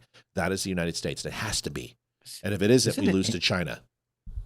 Isn't it interesting that you say it that way, that in effect it's like buying votes when really it's our own tax money. It's money that we've all had to put labor into earning, and somehow that is our reward, is that we get to keep more of it. I know. But then when you look at the flip side of that coin, though, and let's dial it back 4 years, and they really were trying to buy votes. They were literally trying to buy swaths of demographics by saying, we'll pay off your college loans. You know, they were trying to literally buy young people's votes. the 2024 election was the economy. 2026 will be the economy too. And as long as Donald Trump shows enough benefit, we got gas prices down. If cost of living comes down, the Fed keeps lowering interest rates. All of this is going to help Donald Trump. They can get by this optics when it comes to this immigration shit, because let's face it, you want to know how Minnesota real feels? Go to the AHL game where they went ahead and recognized for a moment for Alex Pretty and gave a moment of silence for him, and people jeered and booed. Minnesota does not go the way of Minneapolis. Minnesota is fervently against, just like California is against Los Angeles and San Francisco, just like Texas is against Houston and El Paso and Dallas and San Antonio and Austin, just like Virginia is against fucking Fairfax and Richmond and Ashburn. Just because you think that you've got the majority because you're the loudest or you have the most dollars or you have the voice box of the news, it doesn't mean it's true. And Donald Trump just started his campaign tour tonight. He is doing it in January, and he is going to be campaigning for the rest of the year. You just better get ready for this. J.D. Vance is going to take a step into the spotlight, more focus on J.D. Vance. Donald Trump is going to be rallying, flying, and hitting all these spots that are vulnerable and getting people ramped up to show up to vote. Watch me. This will be a full court press like you've never seen before. You're going to see him hit 3 or 4 of these places midweek and weekend. And he's going to start campaigning now. And they just started tonight in Iowa, of all places. So do you think that Donald Trump doesn't know that this is important? He does. Watch and listen to what I said, because I'm right. And I'm always right about the election shit. Last video, then we got to go. Yeah, this is the last one. This is a perfect example of freedom of speech. Oh, it's so nice to have Balls not comment. I'm going to miss him. He'll be back. He'll find a way. And I love it. And I can't wait to do it again to him. But I do miss him. I just miss his soothing voice. It's nice to have somebody swinging from my nutsack. Wow. Freedom of speech. This is the perfect example. You will find this is the most annoying thing you'll ever hear. This is the most obtrusive thing you'll ever hear. This is absolute petulance in a bottle.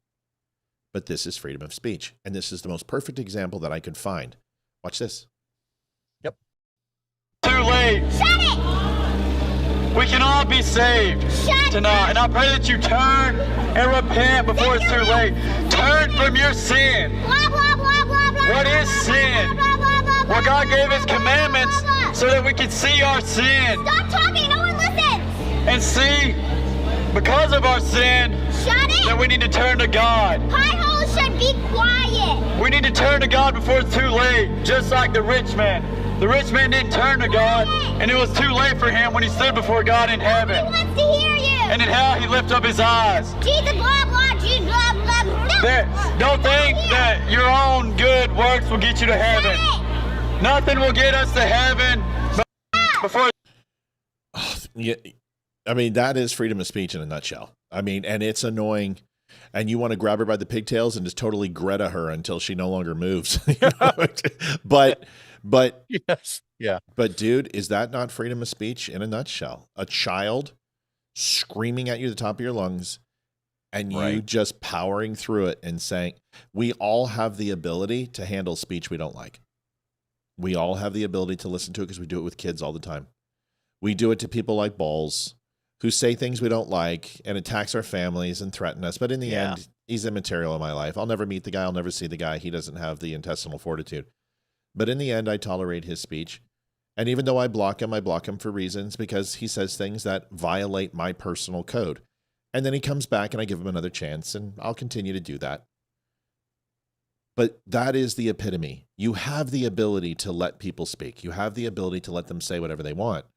But you do not have to stand by idly and not say anything back. And the one thing I love about that pastor, no matter how old he is, they're both young kids, one's a lot younger than the other, is he still continued with his message, and he would not allow someone to remove his rights of speech. To me, that is the perfect example. Very sad, very horrible, sucks. She's a little brat, but still did not allow her to remove his rights to speech. Leeroy, finish it out for us. I love quotes. I think you can learn a lot from them. And when I was watching that video, the one that popped into my half a noodle almost immediately is that when you tear out a man's tongue, you're not proving him a liar. You're only telling the world that you fear what he might say. And on the surface, that sounds like that should be attributable to the young man there. But is it? Is it? Can we attribute that to the little girl? Can we look at her and say, why don't we just let her do her thing, as irritating as it is, right? Because there's another corresponding quote that is even better. It is better to remain silent and be thought a fool than to open your mouth and remove all doubt. And that's exactly what that little girl was doing. Yeah. She was proving to the world that her, and I hate to say it this way, but I'm going to, that her current physical body only matches where she's at mentally right now in life. She's a child. Small and She insignificant. doesn't know it. She doesn't know any better, and she's just going to try to be as noisy as she can, at least for another couple of years, until she gets the wisdom to realize, oh, I was an idiot. Yeah. All good points. People are saying, give me Balls' address. Folks, I don't do that. I don't need to give you anyone's address. He's fucked himself. I will be shocked if that he gets on a no-fly list. You can't threaten a U.S. citizen from a foreign country and not get yourself in trouble with the TSA and flying into this country, at least to a small amount, especially with the people that I know. So he's fucked himself. So I got him to do it. I got into his head tonight because the chick's on the right. He got embarrassed. It made him look stupid and petty. It made him show that his personal affront is with me. It's that he can't handle anyone critiquing him. This is what he gets off on. I exposed him, and he hates it. And he's going to try to expose me. That's why he talks about my kids. That's why he talks about Sweet Frog. That's why he talks about begging. That's why he tries to hit me on my service and that I suck dick in the Navy. Hey, and what happens in the Navy stays in the Navy. So whether I was a bottom or a top is none of your fucking business. But the point is that you can't affect me. You can't. I'm the same guy every single time. You can't beat me in a debate. You're not better looking than me. You don't have my house. You don't have my wife. You don't have my great family. You're lonely. You're pathetic. You've been in the same job and you've gone nowhere. And honestly, dude, all you do is troll. You're a nothing. You've never created anything. My hobby is more successful than your entire fucking life. Bobby Richardson really brings up a good point. Says idiots putting children in adult situations is wrong. Yeah. You know what? There's something to be said about that, because in that instance, do you feel like if that was like a Greta Thunberg moment, that was she being used to prove she the was point? looking at the camera. Of course she was. She was looking at her parents' approval. Right. Right. Yeah. And I'm not a big fan of people preaching on a sidewalk either. Like I just want peace and quiet. I don't want to hear anything. I don't want to hear anything. But it's your freedom of speech. You shouldn't be able to do it with a PA though. That's different. Yeah. Folks, thanks for watching the Donut and Friendly Show. We'll be back tomorrow. Olivia and I will be back. Leeroy, you crushed it tonight. Thanks for staying overtime with me, buddy. And thank you for a great conversation. I'll see you guys tomorrow. God bless. See you later. Everyone have a great evening. Love you guys. Thanks, guys. Peace, Leeroy. Thanks, buddy. This is the Don't Unfriend Me Show with your hosts, Matt, Leeroy, Amy, and Olivia. Geopolitics, military analysis, and election coverage. Coming to you live on all major social media channels at The Dumb Show. Honest, direct, unfiltered. We can agree, we can disagree. Just don't unfriend me.